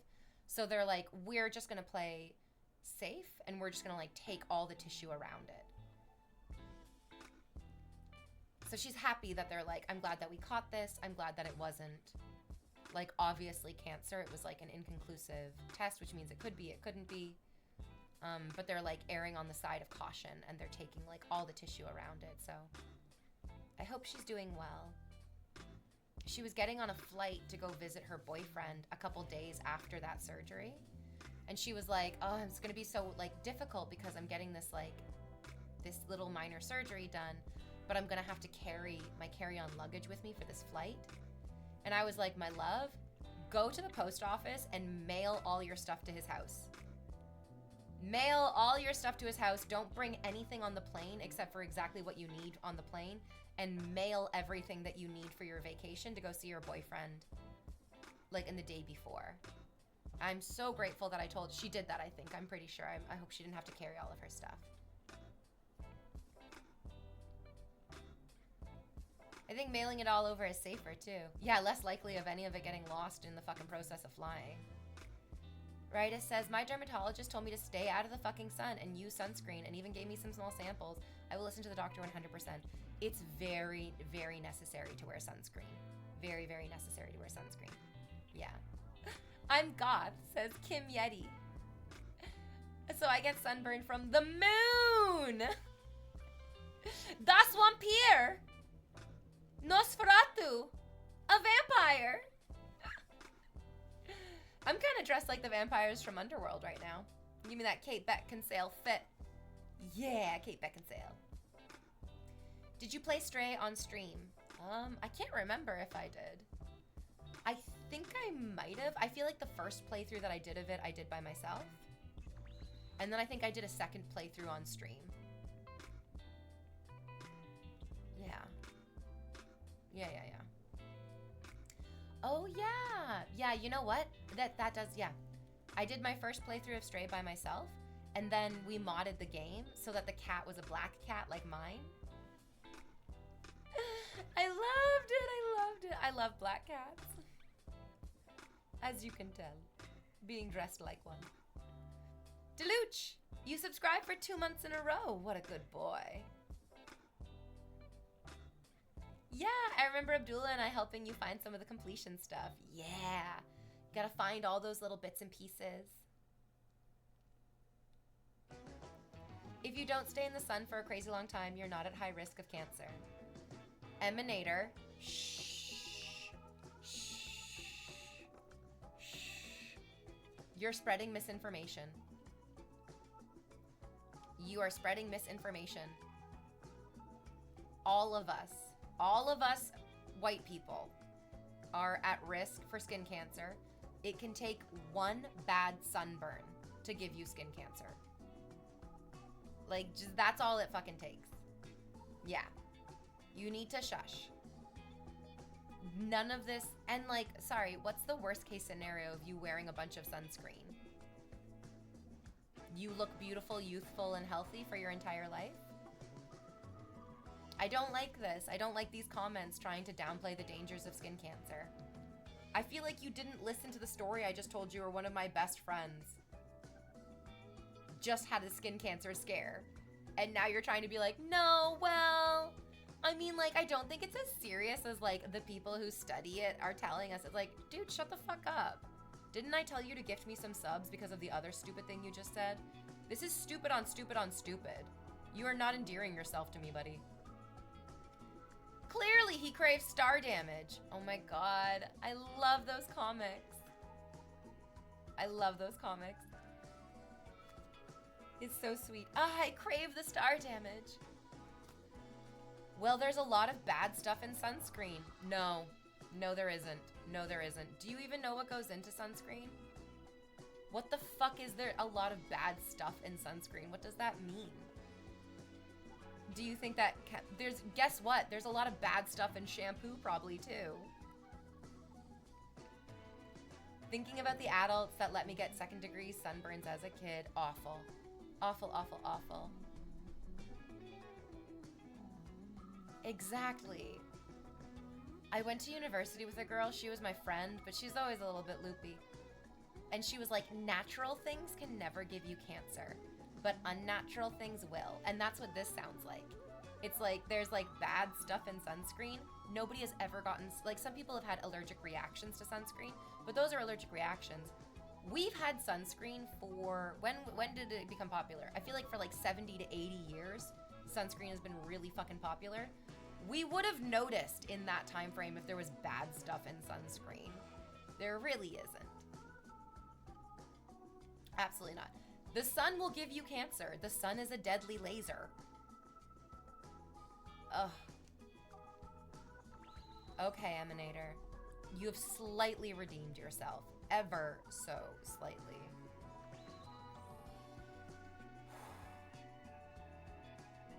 Oh, yeah. Goddamn, goddamn, goddamn. I'm just gonna do a little dance. As the subs roll in. Sunscreen has been in development since 1938. I wanted to say we've had sunscreen for about 100 years, but I wasn't positive about that. Sorry about taking for so long. Twitch is racist.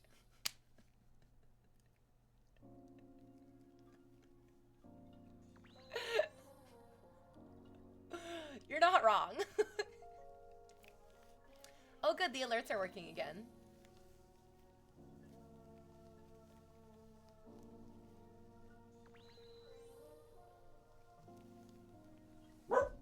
That's right, Val.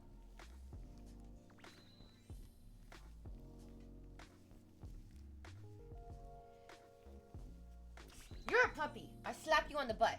Butt. Oh, Adoran. It's It's a good way to celebrate the 1-year anniversary of your devotion and your sympatitude. I'll take it. I'll take it. Yeah.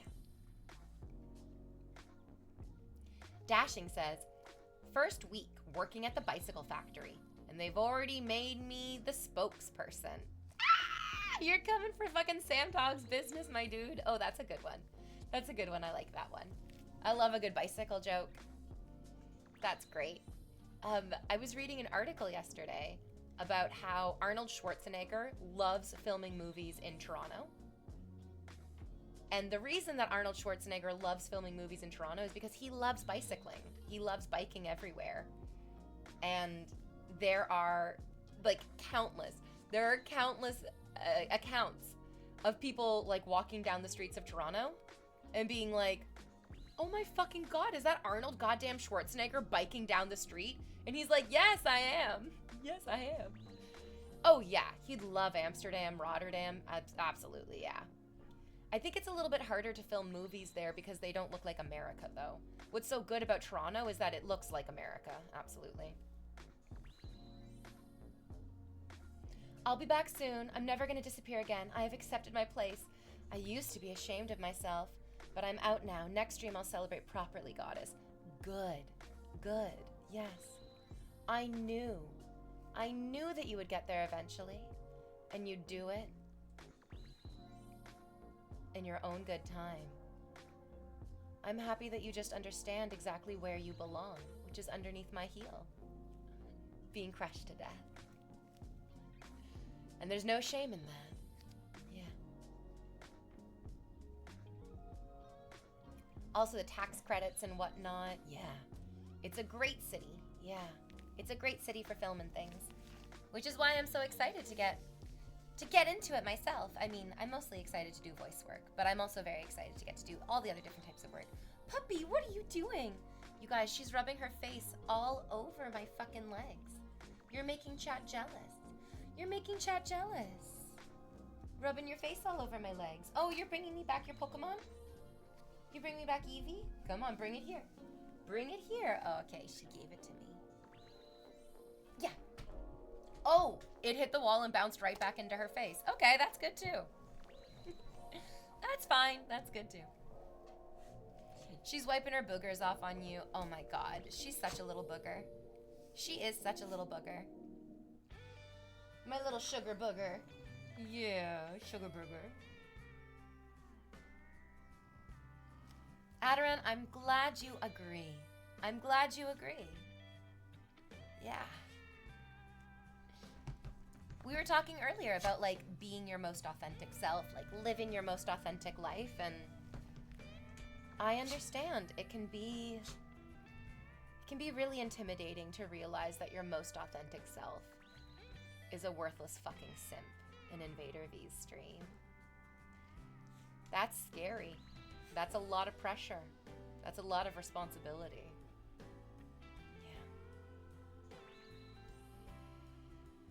No one was born that way, but many of you will grow into that person. And I'm here to be patient and encouraging, and then also equally punishing. Equally punishing. Yeah, I'll punish the fuck out of you. Because you gotta have that yin with your yang. Yeah. It can't just be all one way. You gotta do it both ways. Yay! And oh, I'll do you both ways. Yes. I will sweetly smile while I tear your soul from your flesh.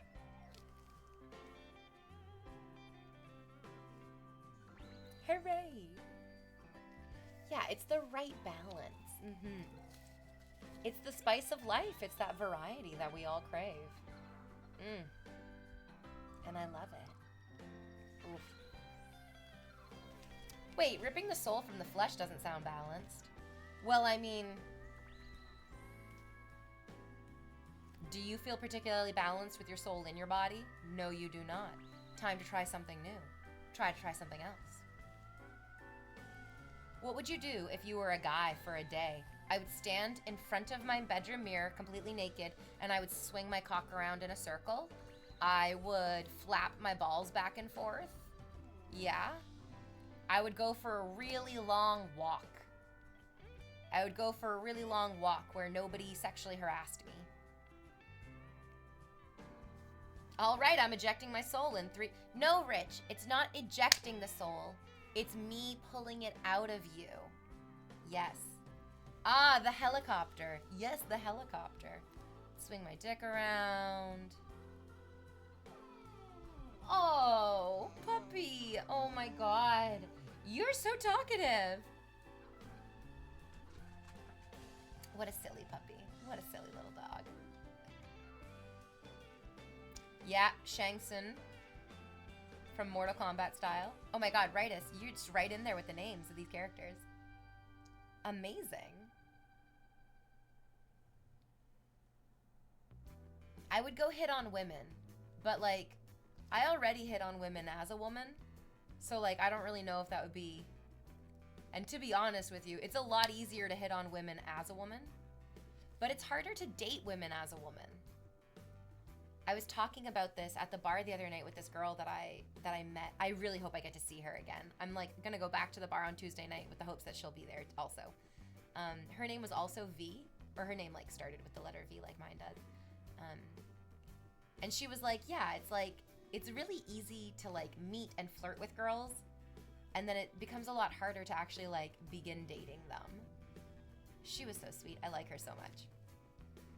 I grew up with Mortal Kombat. I know 99% of their names. I only remember Melina's name. That's it. She's the only one. And for good reason. You're such a puppy. You're such a puppy. You guys, she's so strong. She's so strong. How is she so strong? So strong for a puppy. You're going to tear Evie's head off. Oh, you're going to tear Evie's head off. You're so strong. You're so strong, you stinky binky baby. Woo, there we go. It's incredible that she can hold on so tightly to her toys. She's had this for like, I don't know, maybe a year. And it's in basically pristine condition. She's so gentle with her toys, even though she's a big dumb baby. Still very gentle with her toys. I love that about her. Oh, yes, that first Mortal Kombat movie was amazing. Oh, the one from the 90s? I remember that one. I remember that one. I loved that one. Oh, I liked it so much. Oh, yeah. Yeah, that was on repeat of our childhood, for sure. V, have you opened your birthday gifts from April yet? Should I do that? Should we open my birthday presents today? It was my birthday like 2 months ago, but I still have birthday presents to open. Because Brightus and Dashing are here, and I think most of them are from you guys. Kyrie says, hello, lovely queen. What do you want today? 10 gifted subs. Oh my God, I thought you opened them off screen. Nope, they're right here. They're literally just like right here. Yeah, but what about the Mortal Kombat cartoon though? I took all the labels off because some of them got delivered to my house and some of them got delivered elsewhere. Let's pretend it's my birthday and I'm gonna open my birthday presents. I feel guilty that I haven't opened these yet. My dog's coming over because she's like, maybe this is for me. And like, yeah, maybe it is.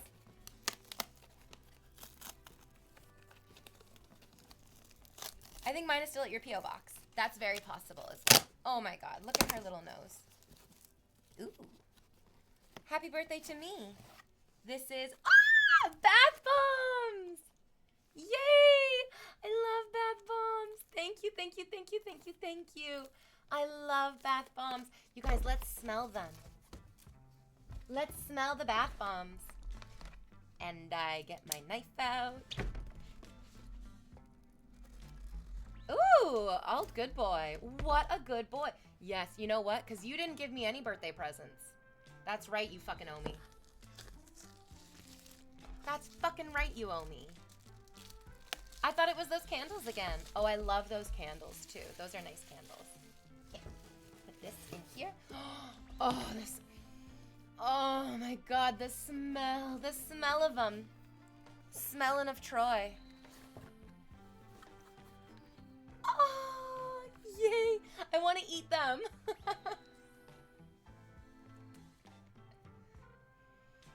Oh my god, I love it. Just the smell of them just takes me straight to my bathtub. And that like beautiful, supportive, relaxing feeling. I love being the soup. I love being the soup. These help me be the soup. There's lavender, rose, almond, forest incense. Forest incest. Forest incest. Orange, jasmine, strawberry, cherry blossom. White tea, amazing. Peach, ylang ylang, chamomile, peppermint, vanilla, grape, and Victoria's Secret. Oh, Victoria's Secret. That's interesting. I don't know what, like Victoria's Secret does have a really, really distinct smell. I never thought about getting a bath bomb in that scent though. That's amazing. I love them. I love them. I love them. I love them. I want to eat them all up. Each of them is a different scent. Yeah. Here's the tip. Not of your penis, of the bath bombs. The dissolving time and effect vary according to the temperature and capacity of water. Since the bath bombs are handmade, slight differences might happen in the shape, and it is a normal phenomenon. Isn't normal phenomenon an oxymoron? Doesn't phenomenon mean abnormal?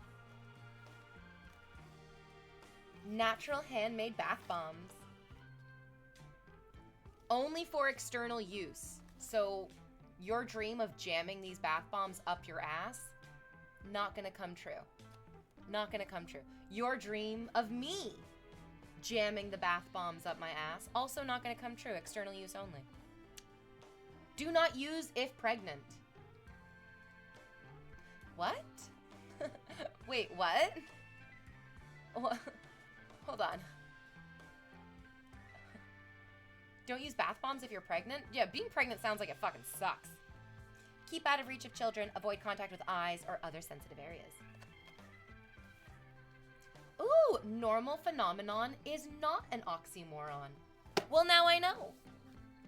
Phenomena.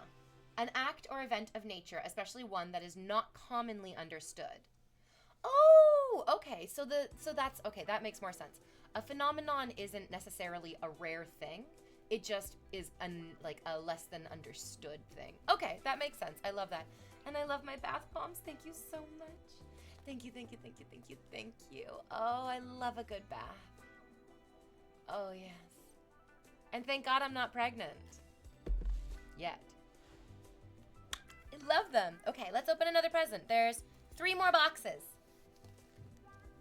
Let's see. I'll grab this one. This one under here. Whoa! I made everything fall down. Okay, that's fine.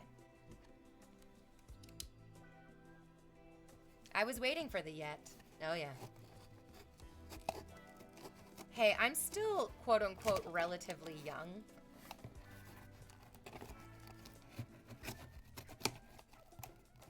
Okay, let's see, let's see, let's see. Oh my God, is it more bath bombs? You fuckers know where I like to live, and it is the bathtub, and I love it. Yes! Yes, even more bath bombs, you guys. These are the perfect gift because, like, they run out. Like, I go through them, motherfuckers. I go through the bath bombs. Oh, this is so wonderful. Oh, these ones are so pretty.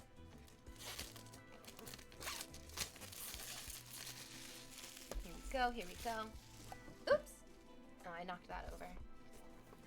Let's take a look. Cleansing and moisturizing. Ah, they're all fun different shapes.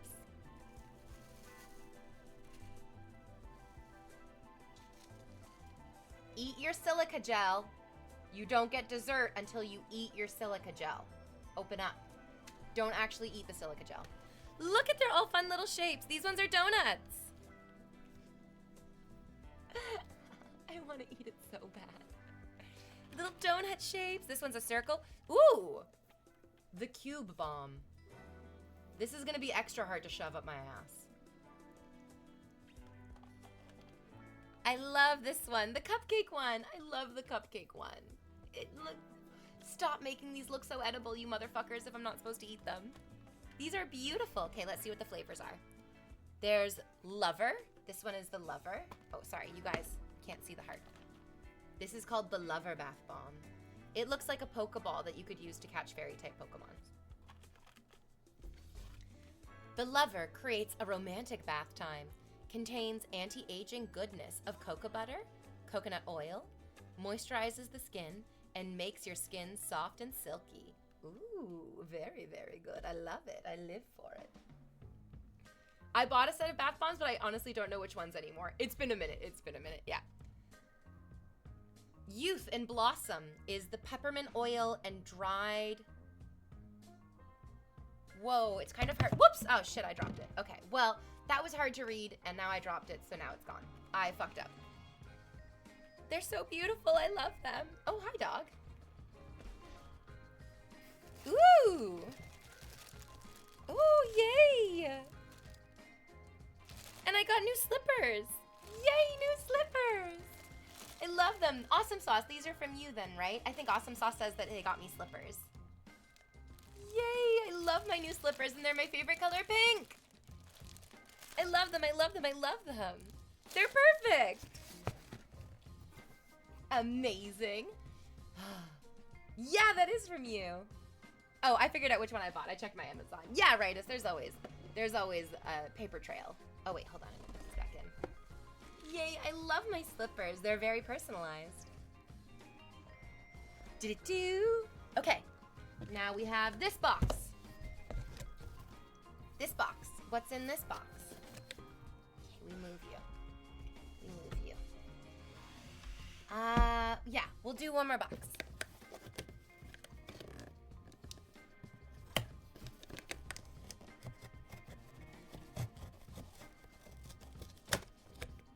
Go. Do-do-do. I love that my dog came up. She's like, "What are we doing?" Maybe there's fun things in here for me, she says.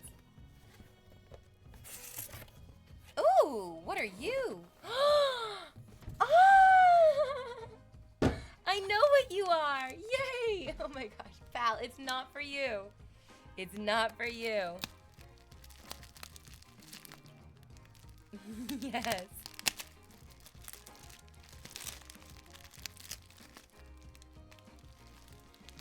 It's a hottie spotty. I'm trying not to cut it, but still get it out. Oh, there we go. And I got you this one. Thank you, Ritus.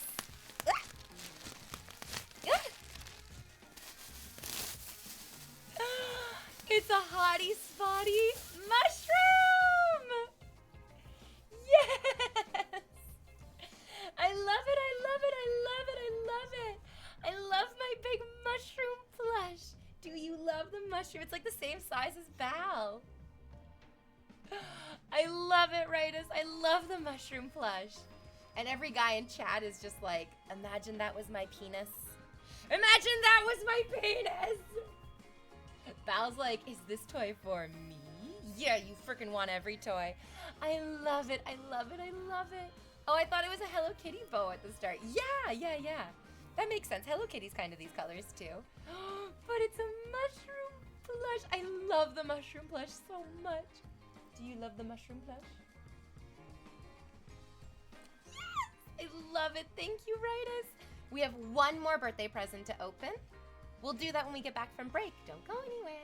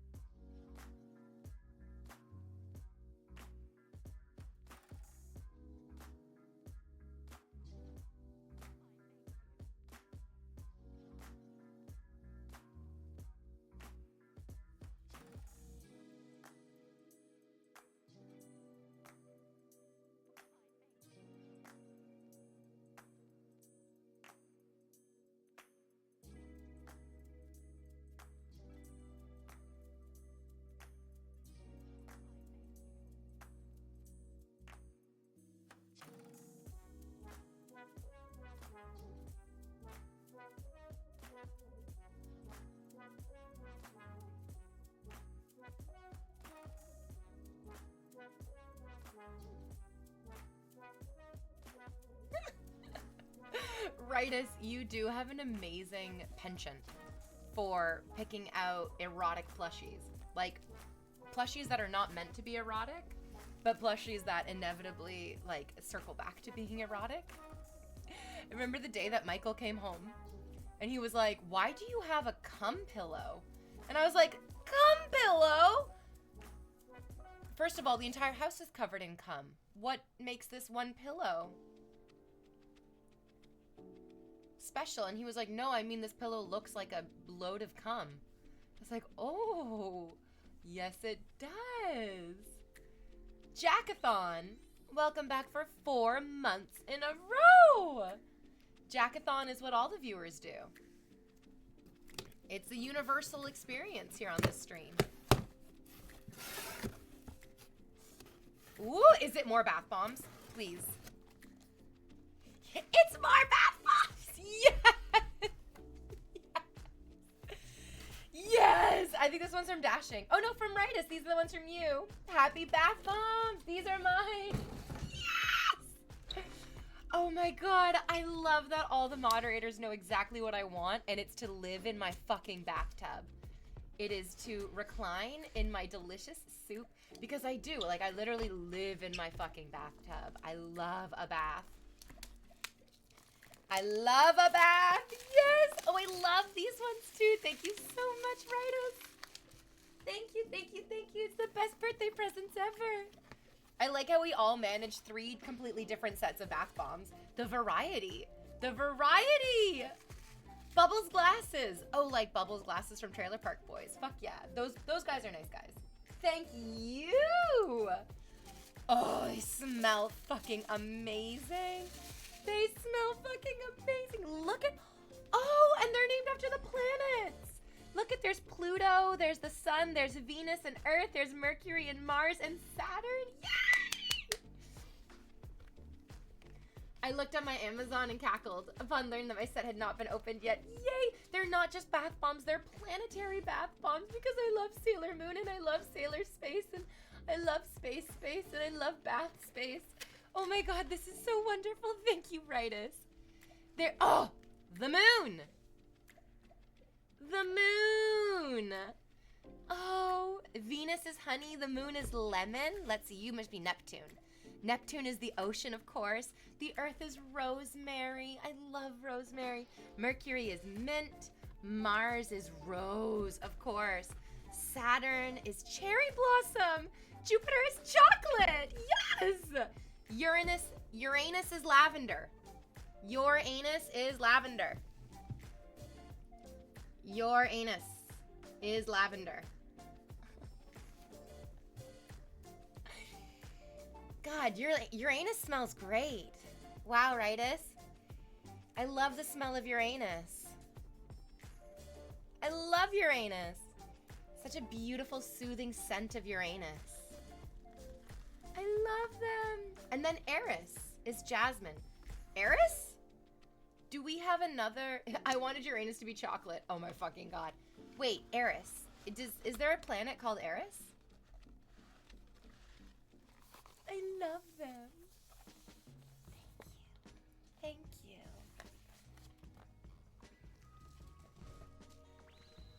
Oh, thank you, KP. Yes, have a wonderful weekend. Oh, my dudes. Oh, the kitty cat's here, too. The kitty's here, the puppy's here, all the birthday presents are here. Yay. My big, strong mushroom tip is here. According to Google, Eris is a dwarf planet in the solar system, like Pluto! Just like Pluto. Oh, cool. I love Eris. She was my favorite character in The Grim Adventures of Billy and Mandy. Hello, Skydor. How are you today? I'm having a beautiful, wonderful Friday. Just opened up my birthday presents. It's my birthday, I guess. It's a trans-Neptunian object. Oh, so it intersects Neptune's rotation, I'm assuming that means? I'm happy just to be out of the heat. Oh, is it super duper hot where you are? Where in the world are you? Maybe in America? Down in the States? It's pretty chilly here in Canada right now. Eris is trans. Happy Pride. Happy Pride! Happy Pride, my trans brothers and sisters and everybody in between. Oh, that adrenaline is just, it's hitting me in such a nice way. Oh, I am so soothed. I'm so excited to take a bath with all of my beloved bath bombs. Rita says, trans-Neptunian object is any minor planet in the solar system that orbits the sun at a greater average distance than Neptune. Oh, okay, so it's outside Neptune's orbit, not that it intersects it. Okay. I live in Phoenix, Arizona, and it's 38 degrees Celsius right now. Do you mean Mesa? Everyone from Mesa says that they're from Phoenix because nobody knows where Mesa is. Okay. No, I'm actually from Phoenix, he says. Okay. Okay, well, fuck Mesa. Fuck Mesa. I live on the other side of the city, on the west side of the city. Oh yeah, Mesa's definitely on the east side. And I know this because I was watching a true crime YouTube video last night. Fuck, but I think I watched like 2 or 3 in a row, and now they're all kind of like blending together.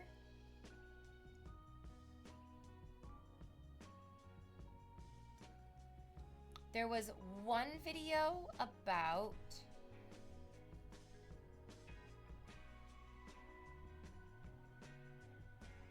this teenage girl who, going over 100 miles per hour, not 100 kilometers, going 100 miles per hour, crashed her car with her boyfriend and his friend in the back seat, and she killed both of them. I can't remember if that happened in Phoenix or not. There was that one. That was awful. That was so terrible. That girl's name was Mackenzie, and she's 17 years old, and she's taken 2 lives. It was such a terrible, such a heartbreaking video.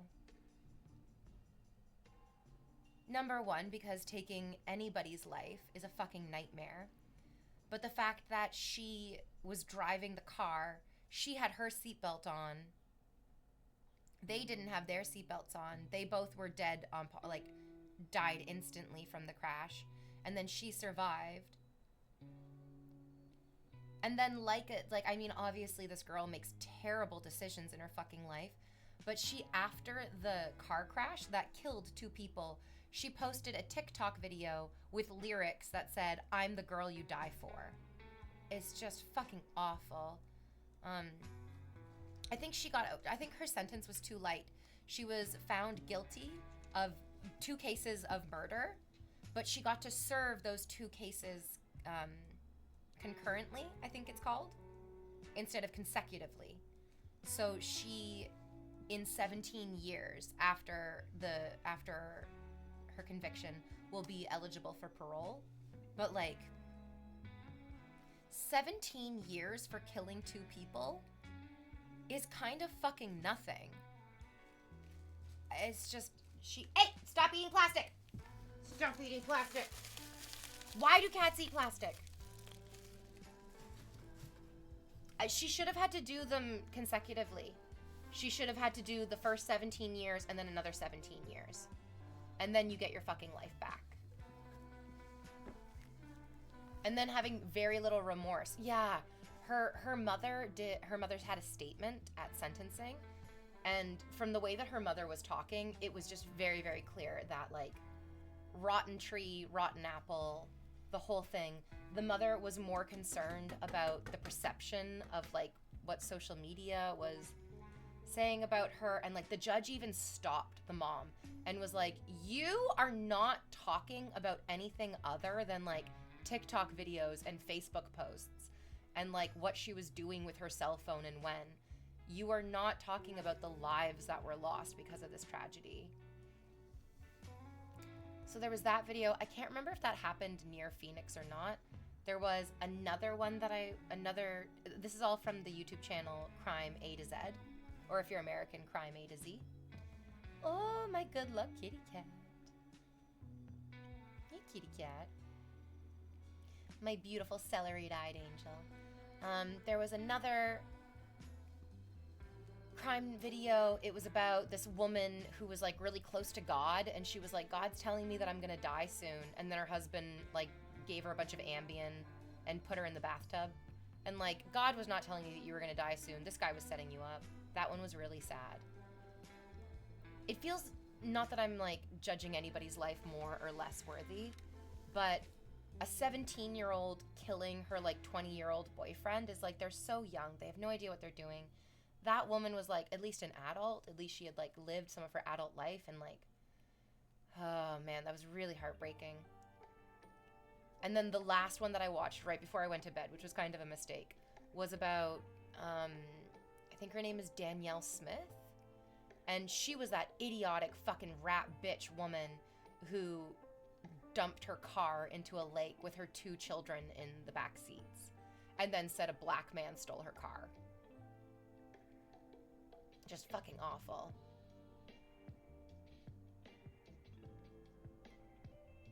Yeah. Killing children, no, I'm not saying that killing anybody is ever okay. Never, ever, ever. But killing children is so fucking heinous. Is like, there is not a hell that will burn hot enough for the likes of you who fucking hurt children. No, don't jump away. Come stay with me. Cuddle me. I want to cuddle you. Come here. Look at this floopy baby. She's just a goopy baby. She got no bones. She got no bones. No kitty bones. I love my cat. I love my kitty cat. Hello, beautiful kitty cat. You guys are matching. Matching outfits. Matching outfits. I love her. She's such a sweetheart. She's scary though, because every once in a while I'll be sleeping and then she'll come and lay on the pillow next to me. And if I don't know that she's there and I roll over and I disturb her sleep, she fucking bats me in the face. Just right in the eye. Get me right in the face.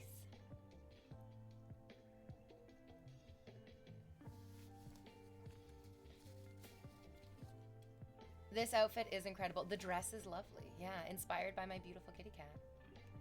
Psycho rules. Yes, like Chris Watts.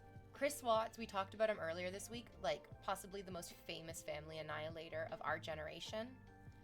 Chris Watts killed his wife, Shanann Watts, and then suffocated his 2 daughters who were like under the age of 10, and then dumped their bodies in oil drums. And I didn't know this. I learned about this from the YouTube channel Crime A to Z, watching their video on Chris Watts. The detective who oversaw that case suffered from such severe post-traumatic stress disorder because of that case that he can't even go out in public anymore. Because when he goes out in public and he sees little girls with their families, like little girls under 10 years old with their families, it triggers him so deeply, remembering Bella and Celeste Watts. And like, that man is a good, that detective is a good soul. Because that's what fucking happens when good souls are pushed up against literally the most horrific circumstances. It scars you internally for life. Chris Watts is such a fucking irredeemable monster. The craziest thing is that he's also incredibly fucking popular. Like, Chris Watts gets like fan mail from women being like, I'm in love with you. I don't think you killed your family. He still like has his own family supporting him and loving him. It's fucking insane. It's fucking insane. I love watching these true crime documentaries because I kind of foolishly think if I learn the patterns and I learn the behaviors of these terrible people, then I'll be able to protect myself, I'll be able to see it coming, I'll be able to know the signs and then like move myself and my loved ones out of danger. But then I also realized that perception is a judgment against their victims. that, like, their victims could have done something to prevent this, or their victims could have known the signs, or their victims could have, and the truth is, no. There was no sign. There was no, I mean, like, when a man decides he's gonna kill his entire fucking family, what the fuck are they supposed to do? It's such an unbelievable experience. How could you ever fucking prepare for it? Ugh.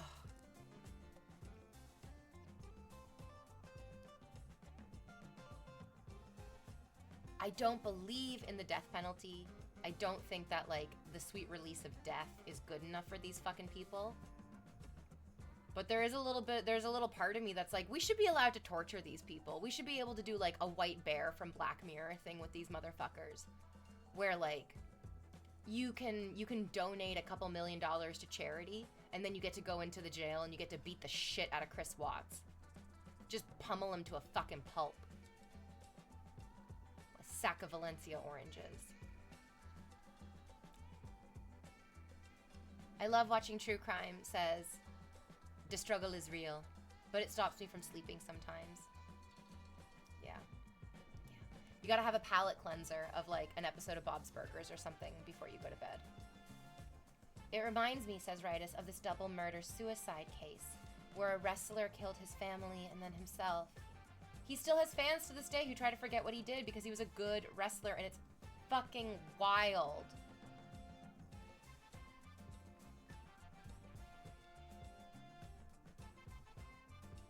I know this is not an appropriate comparison, but it's crazy to me that you can murder your wife and your entire family and still have fans. But if you were my former moderator, you feel justified in hating the fuck out of me.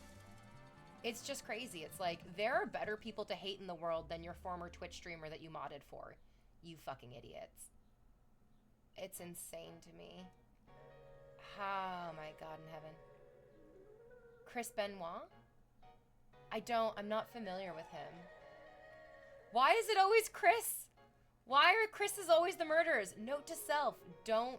Oh, he was the wrestler. Oh, him. Why is it always Chris?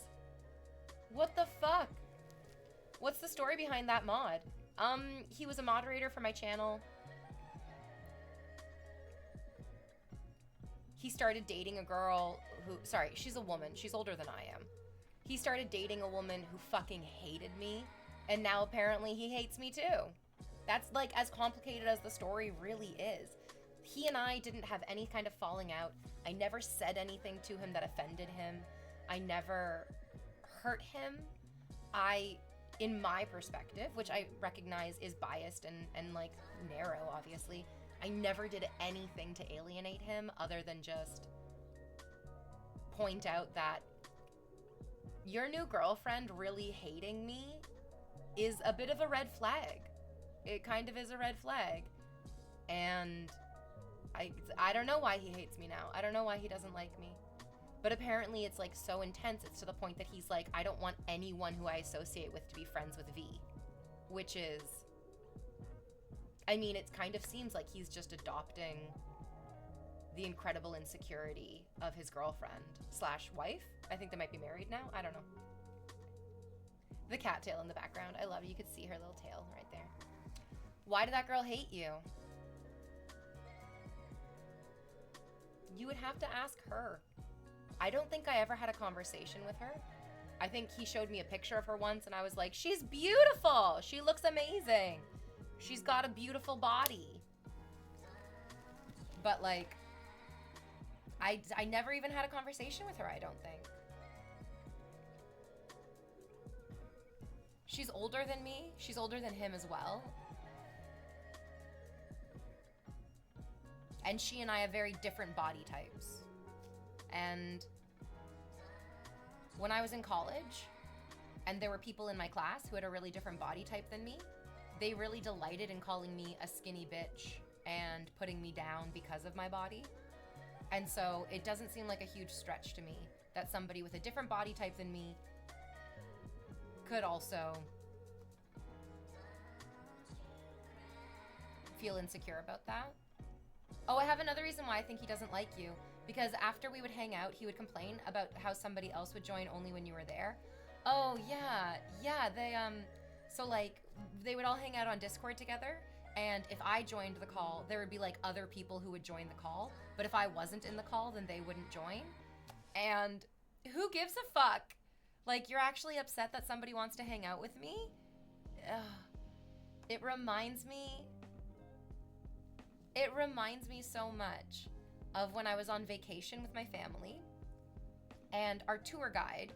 So I get really bad motion sickness, and our tour guide was driving us around on family vacation, and motion sickness is like mostly like easier to deal with if you're sitting in the front seat. So I was sitting in the front seat, the tour guide is driving, and I also got the feeling that the tour guide knew me from Twitch streaming. I got the feeling that the tour guide knew me from Twitch streaming. He said that he watched Twitch and that he had seen and he would like go to Just Chatting as well. And so I was like, there's a chance that this guy like recognizes me as Invader V. And then in that case, it's like, oh my God, I have this like Twitch girl that I used to see on my computer and she's sitting in my car with me. So this tour guide was like flirting with me. He was flirting with me. He was really paying attention to me. He was really like chatting me up. And at the end of the day, my brother and I, because my mom and my stepdad had one hotel room and my brother and I shared another hotel room, my brother exploded on me with rage. My brother got so angry at me because that tour guide was paying attention to me. And like, I was so shocked. I was so hurt. And to be frank, I was so scared at his anger that like I was apologizing profusely. I was like, I'm so sorry. Like, that must have felt terrible for you. Like, you don't deserve to be ignored. That's like so awful. But also at the same time, I'm like, hey, big brother, do you give a fuck about this tour guide? Did you ask him any questions about himself? Did you pay attention to him? Or are you just angry because a man was paying attention to a woman? Like, I've never been angry when gay men have paid attention to other men in the room. I've also never been angry when men have paid attention to other women in the room. Like, I went to TwitchCon with Destiny and Melina, and I heard them fucking in the next room. And I was just like, huh, look at them go. Like, you don't get angry at other people because they're enjoying their own fucking deal. Oh, yeah. Just wild, just crazy. How an uncomfortable circumstance gets like thrown into the lap of the person who does not deserve the fucking vitriol. Oh, I get car sick too, and it's brutal. I hate the car sickness. I had a friend of mine be like, do you want to come on like a road trip with me to like drive through the Maritimes? It's like a really, really popular thing that Canadians love to do. You like get in the car, you drive out to the East Coast, and you drive all over through the East Coast, and it's like so wonderful. But I was like, no, I get motion sickness. I think I would die. I think I would die. It's like going to a convention with a friend and then being mad that they wanted to hang out with a celebrity that visited there. This is only a hypothetical. Yeah. For real, like, did your brother want to fuck your tour guide and felt cock-blocked by you? No, my brother's not even bisexual. Like, my brother is a fully heterosexual man. But he just, I mean, he felt that he was being ignored by this tour guide. And, like, that doesn't feel good. It obviously doesn't feel good. But it's deeply inappropriate to blame me for how somebody else is behaving. Very inappropriate. Very, very inappropriate. TGIF, thank goodness it's Friday. Gorgeous gamers, I hope everyone is doing great today. And they poured an OJ and vodka. Oh, a screwdriver. Oh, delicious. Oh, I haven't had a screwdriver in ages. I'm also sober. I don't drink. I love sobriety. I love my sobriety. I might smoke a little joint tonight. I might do a little California sober. I might smoke a little weed tonight maybe. Because I'm going out. It's kind of fun to like be a little stoned when you're out and about. But also I'm totally fine with just like drinking a ginger ale and being sober. Yeah. He's insecure. Yeah. Yeah. I think that my brother had the experience that lots of men have, which is that they feel like they are being viewed as insignificant by society. And that's very relatable. I think lots of people have that experience. I've had that experience where like I feel like I'm only valued because of how I look in society, and that doesn't feel good because how I look is not who I am. But fuck, yeah. Definitely not a huge fan of being the receptacle for other people's insecurity. Have you ever talked about the Raj show? A lot of past guests have said that it was a negative experience as he went more mainstream and they got shunned.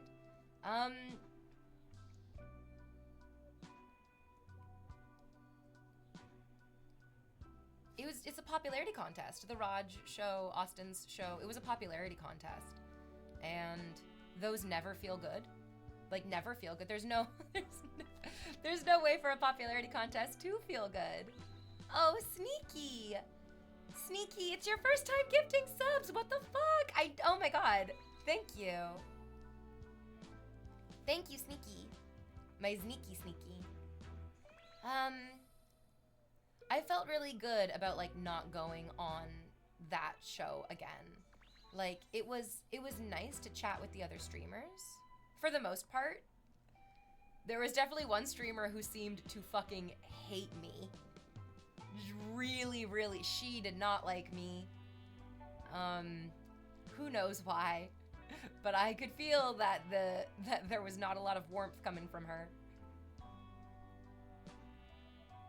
And then the whole thing was just a popularity contest, and I was a very new streamer. I had just started out, so I did not have the popularity of the other streamers who were like more established and had larger fan bases, and also who were just like, I feel like a lot of my audience are very introverted people because I'm so extroverted.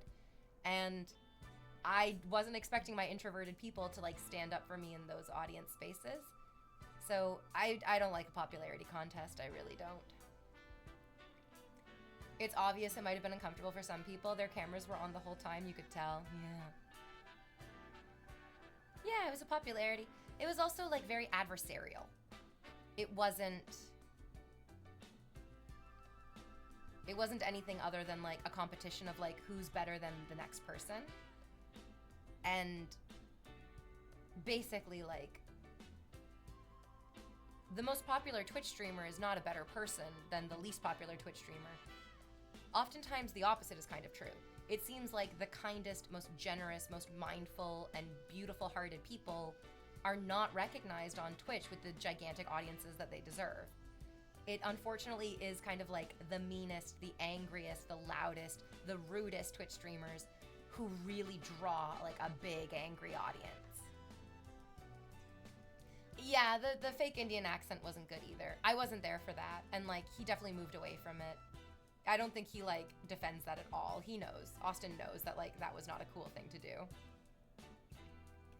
Also, chat flying at 1,000,000 miles an hour. I don't think the audience could have cast their vote properly. It also really did just feel like an opportunity for sad, miserable men on the internet to shit on their least favorite female Twitch streamer. Because it did happen pretty fucking often that it was like a lot of the women were cast off pretty fucking early. And then it was just like the acceptable women and then the dudes who were loud and angry.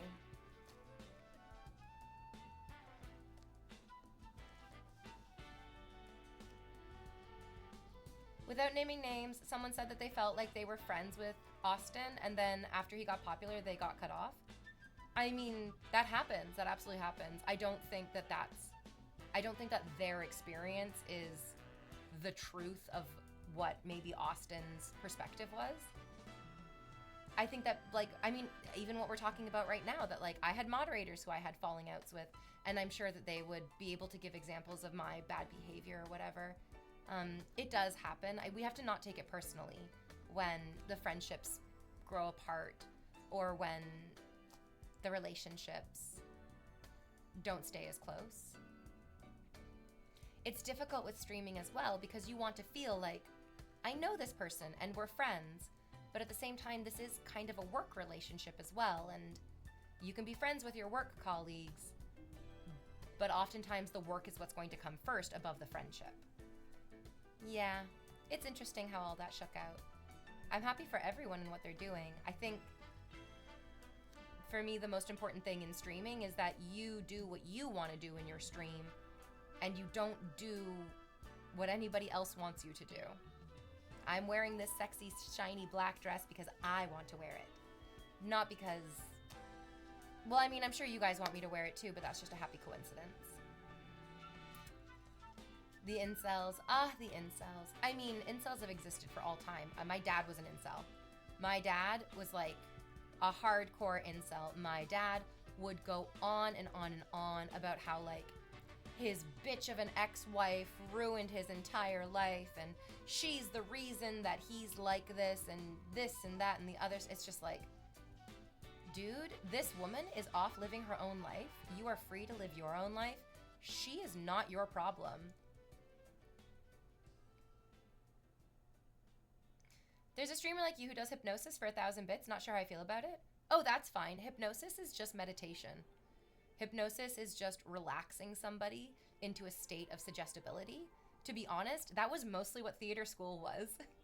It was really crazy that like I did like 3 or 4 years of theater school. And then I think it was like near the end. Oh yes, yeah, because it was for Frosh Week. Okay, yeah. I missed Frosh Week in university because I was working at summer camp that summer. And so when I was in my 4th year of university, I was like, I want to be a Frosh boss because I didn't get to do Frosh Week and I kind of want to do like the Frosh adjacent stuff. So when I was in my 4th year of university, having done already like 3 years of theater school, we went to an event, an assembly, and they had a hypnotist come and bring people up on stage and hypnotize them. And I was sitting there in the audience like, oh my God, this is just our acting class. This is like literally just our acting class. You get the person to sit down. You have them close their eyes or soften their gaze. You talk them through feeling different parts of their body. Think about breathing deep into your chest and having your chest fill with air. Breathe out through your nose or your lips. Take a big deep breath in and let the breath fill your stomach into your hips and waist. You relax the person into a state of, it's like a meditative state. And then you start to slowly encourage them to imagine themselves as a chicken. Imagine what your feathers feel like. Imagine how your beak moves on your face. Think about the way that your head would turn if you saw something next to you. And you literally just like meditate them into a state where they go, I'm a chicken. I totally believe I'm a chicken. I feel like I can act like a chicken. And because there's like a performative nature to it, like they're up on stage, having the audience react in any big or small way really bolsters your desire to deepen that connection to the chicken self or the dog self or whatever. And you literally get into the headspace of being, I wonder if anyone tried to lay an egg. They did. They absolutely did. The hypnotist was like, and now you're going to lay an egg. Think about like feeling that. And it was very funny. It was so sweet. There's nothing like sinister or negative about hypnotism at all. It is just relaxing somebody into a state of suggestibility. But, okay, so because I'm a true crime fan, there have been numerous cases where victims or witnesses have been hypnotized to try to get to like a better understanding of who the perpetrator was, or to help them remember instances or moments from the crime. And I don't know how I feel about that. I really don't. I'm not sure if I think that's good, because getting somebody into that state of suggestibility, especially with the intention of like remembering important details of a crime. I mean, if I can convince you that you're a fucking chicken, how am I going to separate that from being able to convince you that like you can remember things that really happened? I feel like asking someone to lay an egg could be a risky ask because you think they're going to shit themselves. Guess what? Any one of us is at risk of shitting ourselves at any point during the day. That's just being alive. You could be shitting yourself right now. You guys have to go see Sinners. You absolutely have to go see Sinners. Oh my God. it's a horror movie, so there's scary shit that happens, and there is absolutely a part in Sinners where something terrifying happens, and one of the characters go, "Can you guys smell that?" And the other characters go, "No, smell what?" And he's like, "Okay, because I think I shit myself."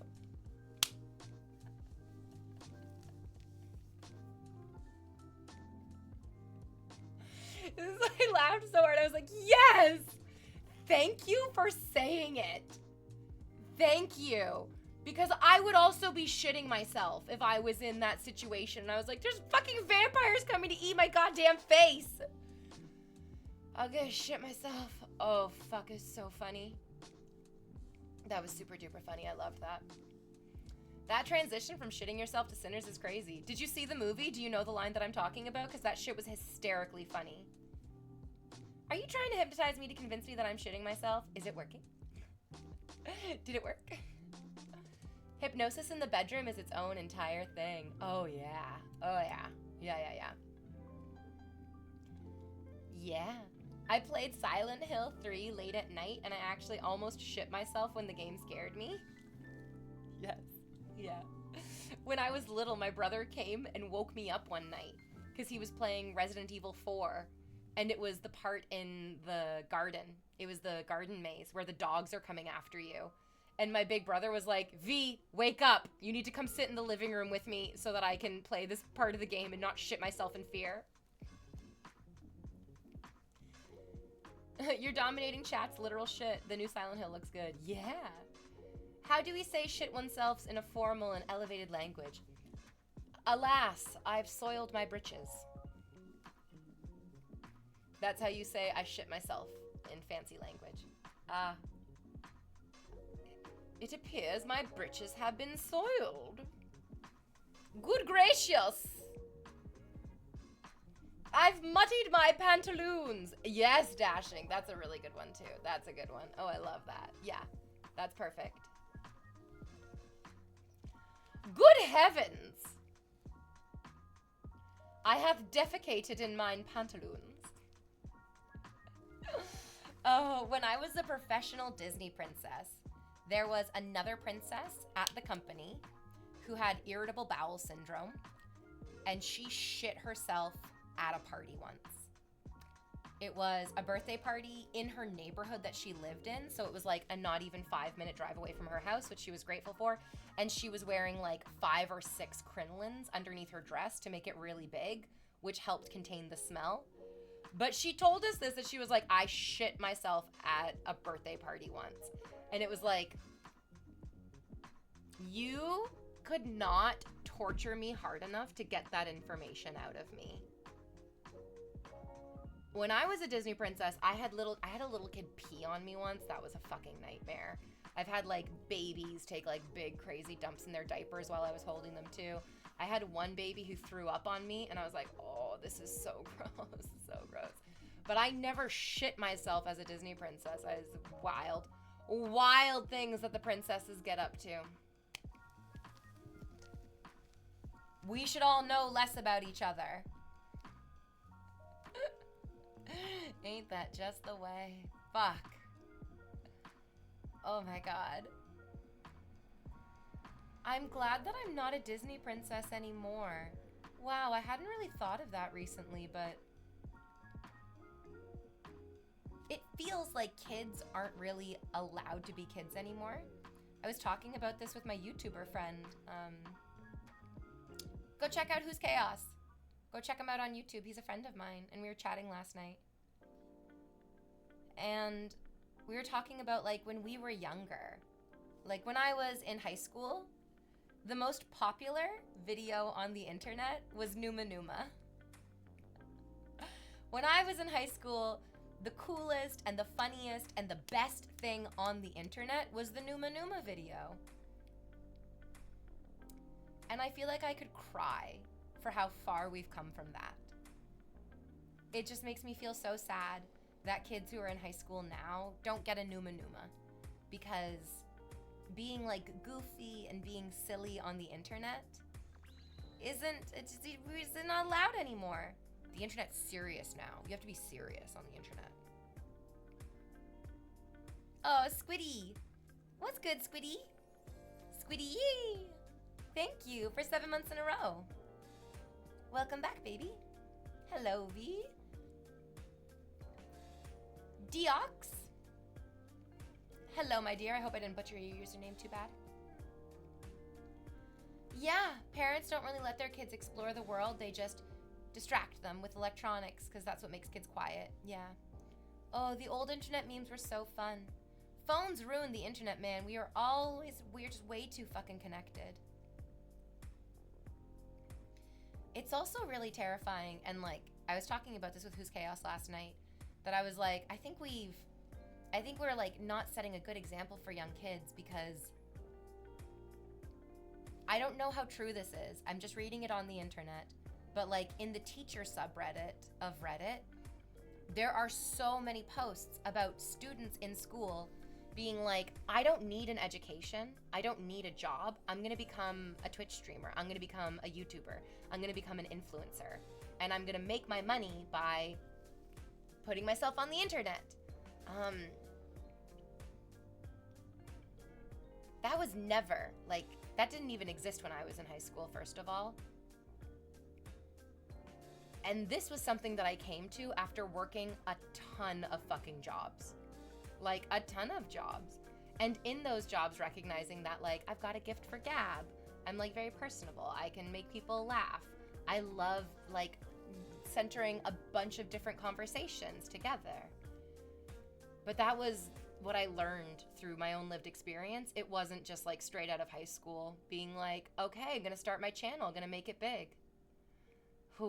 Which is, I mean, it feels very akin to being like, I'm gonna become a famous movie star. And it's like, well, yeah, some people do, but they're often doing that with like a big financial support from their family. Dude, pro gaming was like a dream of mine and my friends that we had in the 10s. Oh yeah. It doesn't help with asshole influencers selling YouTuber courses that are just pyramid schemes to get them more money. Oh yeah. Oh my god, I didn't even know about those. But of course, yeah. You get an audience and then you start selling people like, I'll teach you how to get an audience. All you have to do is pay me. And like, oh. You're not gonna get people to follow you if you're so dedicated to following someone else. They're just gonna end up following that other person. Oh man. But then I also understand, like, why would any person graduating high school want to go out into the workforce, which are all basically just fucking pyramid schemes themselves? Like, you break your back and you sell your labor and you work like 12 hours a fucking day so that your boss can afford another Ferrari and you can afford ramen noodles. It's just all a fucking Ponzi scheme. Did you get a Switch 2? No. I'm probably not gonna buy a Switch 2 until they release a brand new Animal Crossing game. I'm pretty happy with my Switch that I have right now. Also, they're not thinking about how only a very small, very lucky percentage actually profit from this. Yes. Yeah. That, like, there's 3 million Twitch streamers. That number's probably even higher now. And, like, they're not all supporting themselves through Twitch streaming. Fuck. Okay. One more quick little break, babies, and then I'll be right back. Don't go anywhere, okay? Stay right there on your butt.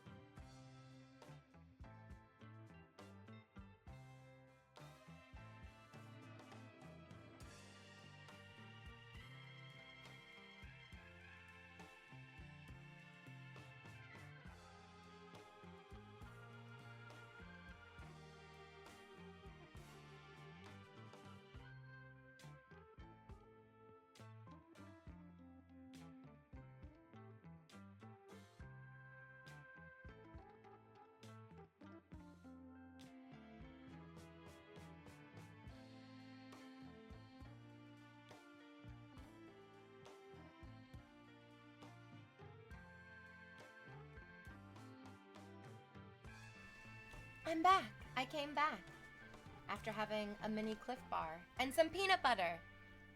I feel like a Cliff Bar with peanut butter, crunchy peanut butter, remember, always crunchy peanut butter, is my favorite fucking snack. It is the most wonderful dessert. I feel like I don't even want a chocolate bar anymore. I mean, not that I would ever turn down a Reese's Pieces, but Cliff Bar with peanut butter, so good. So good. Crunchy and filling. There's some protein in there. This guy's first time chatting, and his comment is, "What's the hard lesson for soft students?" It's the title of the stream. Duh. Reese's eggs and trees are goated. I love the Reese's Pieces. Actually, no, my favorite is the Reese's Sticks. The Reese's Sticks, it's like that like crispy, and then it's like so creamy because it's got the peanut butter in it. It's so good. It's so good. Don't get me started on those because now I'm just thinking that I want one. No. No. No, I've already had my dessert for the day, and it was my Cliff Bar with peanut butter. And that's so good. Earlier this week, I made a cold quinoa salad. So you make like a big pot of quinoa. You let it cool down. You add Italian dressing, salt, pepper, some like olive oil as well. And then you put in feta cheese, half a red onion, cut up cherry tomatoes, cut up cucumbers.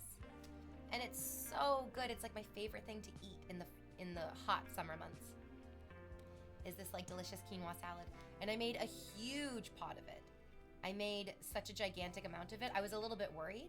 I was like, oh no, what if I really hope that I'm gonna be able to finish all of this before it kind of turns and before it kind of goes the way that food often does when you make a big pot of it and you can't get through it. But I did it. I ate the whole thing and I'm ready for more. I gotta buy more quinoa though, because I used up all of my quinoa that I ordered. It's so good. It's so good. I was talking about that with my friend, and he was like, you could put olives in it. And I was like, I don't know if olives would be good. They're kind of too soft, because the quinoa is already soft. And like the onion and the cucumber and the feta all have like more texture to it. And then also, I put some of the brine water from the feta into the quinoa salad as well, which gives it that like nice salty like base for the flavor. So I don't know if I would add olives to it. What was the other thing he said to add that I thought was a good idea though? It was... Fuck, that sucks that I can't remember, because I was like, yeah, I'll put that in the next time I make it, and I'll probably make it again this weekend. I'll have to ask him. Hopefully he remembers what his suggestion was, even if I don't remember what his suggestion was. Oh, it's so good. I was talking about this earlier this week. I didn't, for the longest time, have a fun experience cooking all my own food. And now I love it. Now I look forward to it. At the end of the day, I'm like, oh, what am I gonna make myself for dinner today? And I've always really enjoyed making like breakfast, and like lunches are usually just kind of snacky anyways.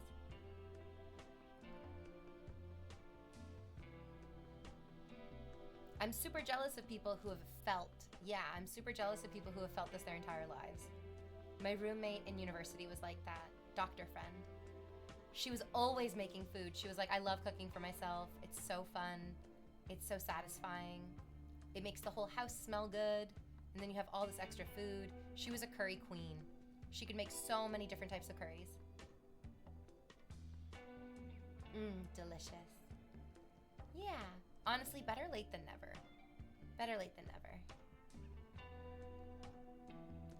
I always love cooking for myself, says Ritus. I'm jealous of you. You got there so much faster than I did. Tony is up, says, cucumber, you say? I love cucumber. A little bit of cucumber, a little bit of hummus. Or what is, who wants nachos? Flanders style. That's cottage cheese on cucumber. I know I've grown into the worst kind of adult that I'm like, that sounds delicious. Sign me up for it. Please and thank you. I had some great pasta at the restaurant today. I might need to find the recipe and steal it. Oh yeah. Oh, yeah. The other night we went out to an izakaya. I hope I pronounced that right. And there was this like paste, this like garlic paste on the plate that they served our food to us on. And my friend that I was with was like, oh my God, this is so good. I want this garlic paste. I want it so bad. Like, I need to know what it's called. I need to know what it is. And I was like, just ask the server. Like, just ask the server. And he got so mad. He was like, no, I'm not gonna ask the server. Give me my cell phone. And he found it. He found it just through Googling. I think it also would have been totally fine to be like, hey server, what is this delicious paste? I think it was pasta with pesto sauce and just like a big ball of burrata cheese on top. Oh my God, yes. Oh my God, give me all the cheese all the time. I know that I could never be vegan. Could never be vegan because I love cheese too much. I'm never gonna give up on you, cheese. It's cheese for these knees, if you please. I love it. I'm sorry I can't be vegan. I just want the cheese too badly. I love cheese, I love ice cream. I mean, like, I guess I could survive on like other types of like cold, delicious, but no, it needs to be ice cream. It needs to be ice cream. Chocolate ice cream with nuts, or tiger tail ice cream, so fun, all the colors. I love pralines and cream. So good. Do you answer DMs on social media platforms? I mean, if they're worth responding to. I don't think I'm gonna talk to you because you seem to want a lot from me, but you don't seem interested in giving anything back to the channel, so I'm probably not gonna answer you. Yeah. Hello, Trinity. That's me, baby. Except my hair is longer. And it's just a dress instead of a full bodysuit. But yeah, I see where you're getting it. That's not a terrible reference, I guess. Good boy, Lockton. Or Lock On. Good boy, Lock On. Lachlan. It's your first time gifting a sub. And yet I feel like it will not be your last. Yeah, it's Lock On. Thank you. I went to school with somebody whose name was Lachlan. I thought it was such a beautiful name. Yeah. Oh yeah. Oh, sorry, let me close this down. There we go. Now I can actually see the time.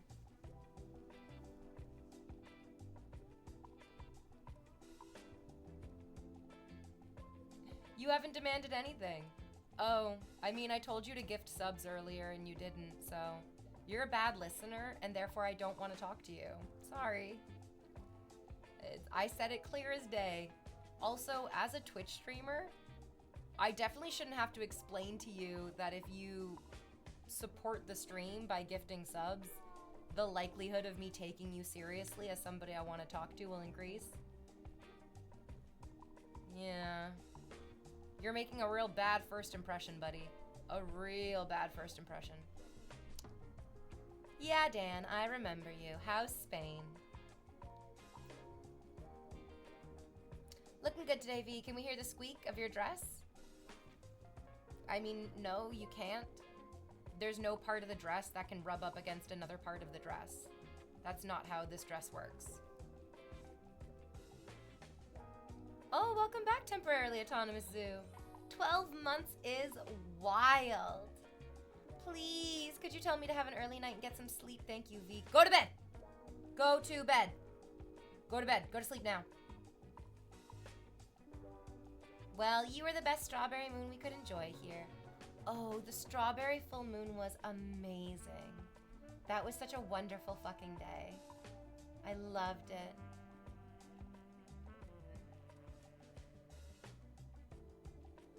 It was great. You got to see it? Yeah. I took Bal out for a walk at like 10 p.m. and we couldn't see it on our walk because we live in the city and there's buildings all around us. And the reason that this strawberry moon was so special is because it was hanging really, really low in the sky, which made it look bright orange and gigantic. But once we got back from the walk, I took a shower, and then as I was getting into bed, I could see it rising above the buildings, and I got Right is here. I'll show the picture in the mods Discord channel. I got a wonderful photo of it. I was surprised at how clear my phone could get it. Jason Has Streams. Thank you. Welcome back, Jason Has Streams.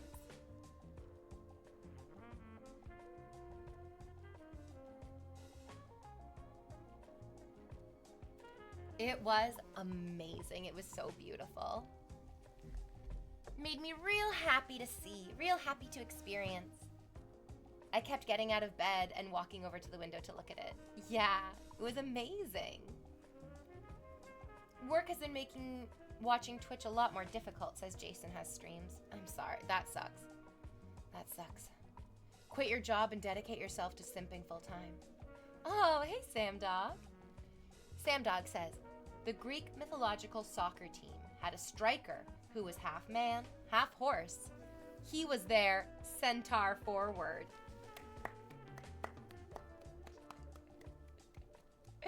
It's great because it's terrible. Yes. It's great because it's fucking terrible.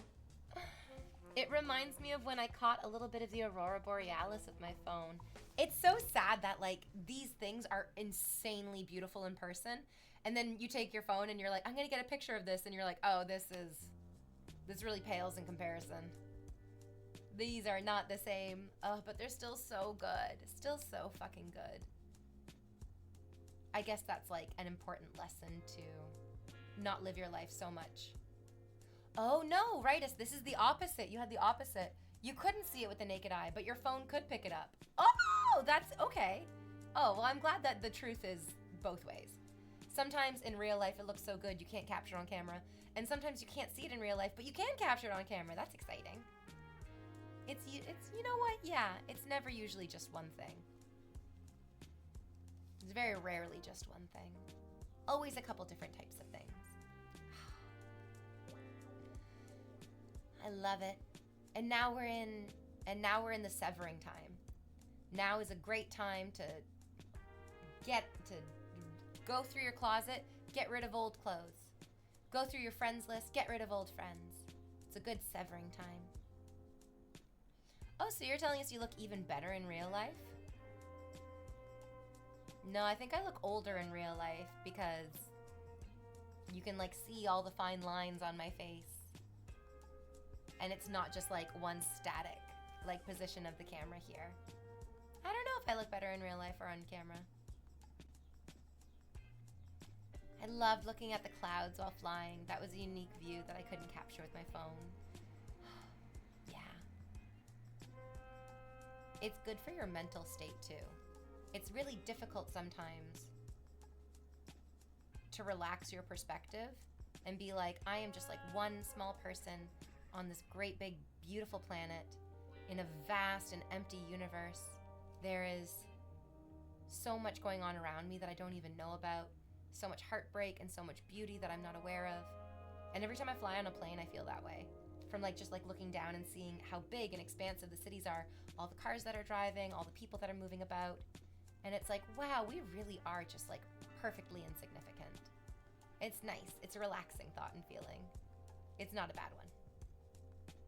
I love my insignificance. I really do.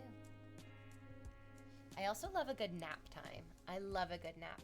I woke up this morning, I think, in the middle of a REM cycle because I woke up tired. And I was like, oh, this must be because I was like exercising so hard yesterday. But I also just think it's like, you watched a lot of crime documentaries before you went to sleep, and that doesn't help you sleep well. No, it does not. So I'm excited. I'm going to take a nap before I go out tonight. Wish me luck, my friends. I'm very, very excited to meet up with my sub, my potential sub. It should be great. Oh, Miss Tricky. Should we raid Miss Tricky or Ashley Roboto? Let's raid Ashley. We love our girl, Ashley. I'm going to send you all off to her. Have a good weekend, everyone. I hope you have a wonderful time. I'll see you guys on Monday. Bye.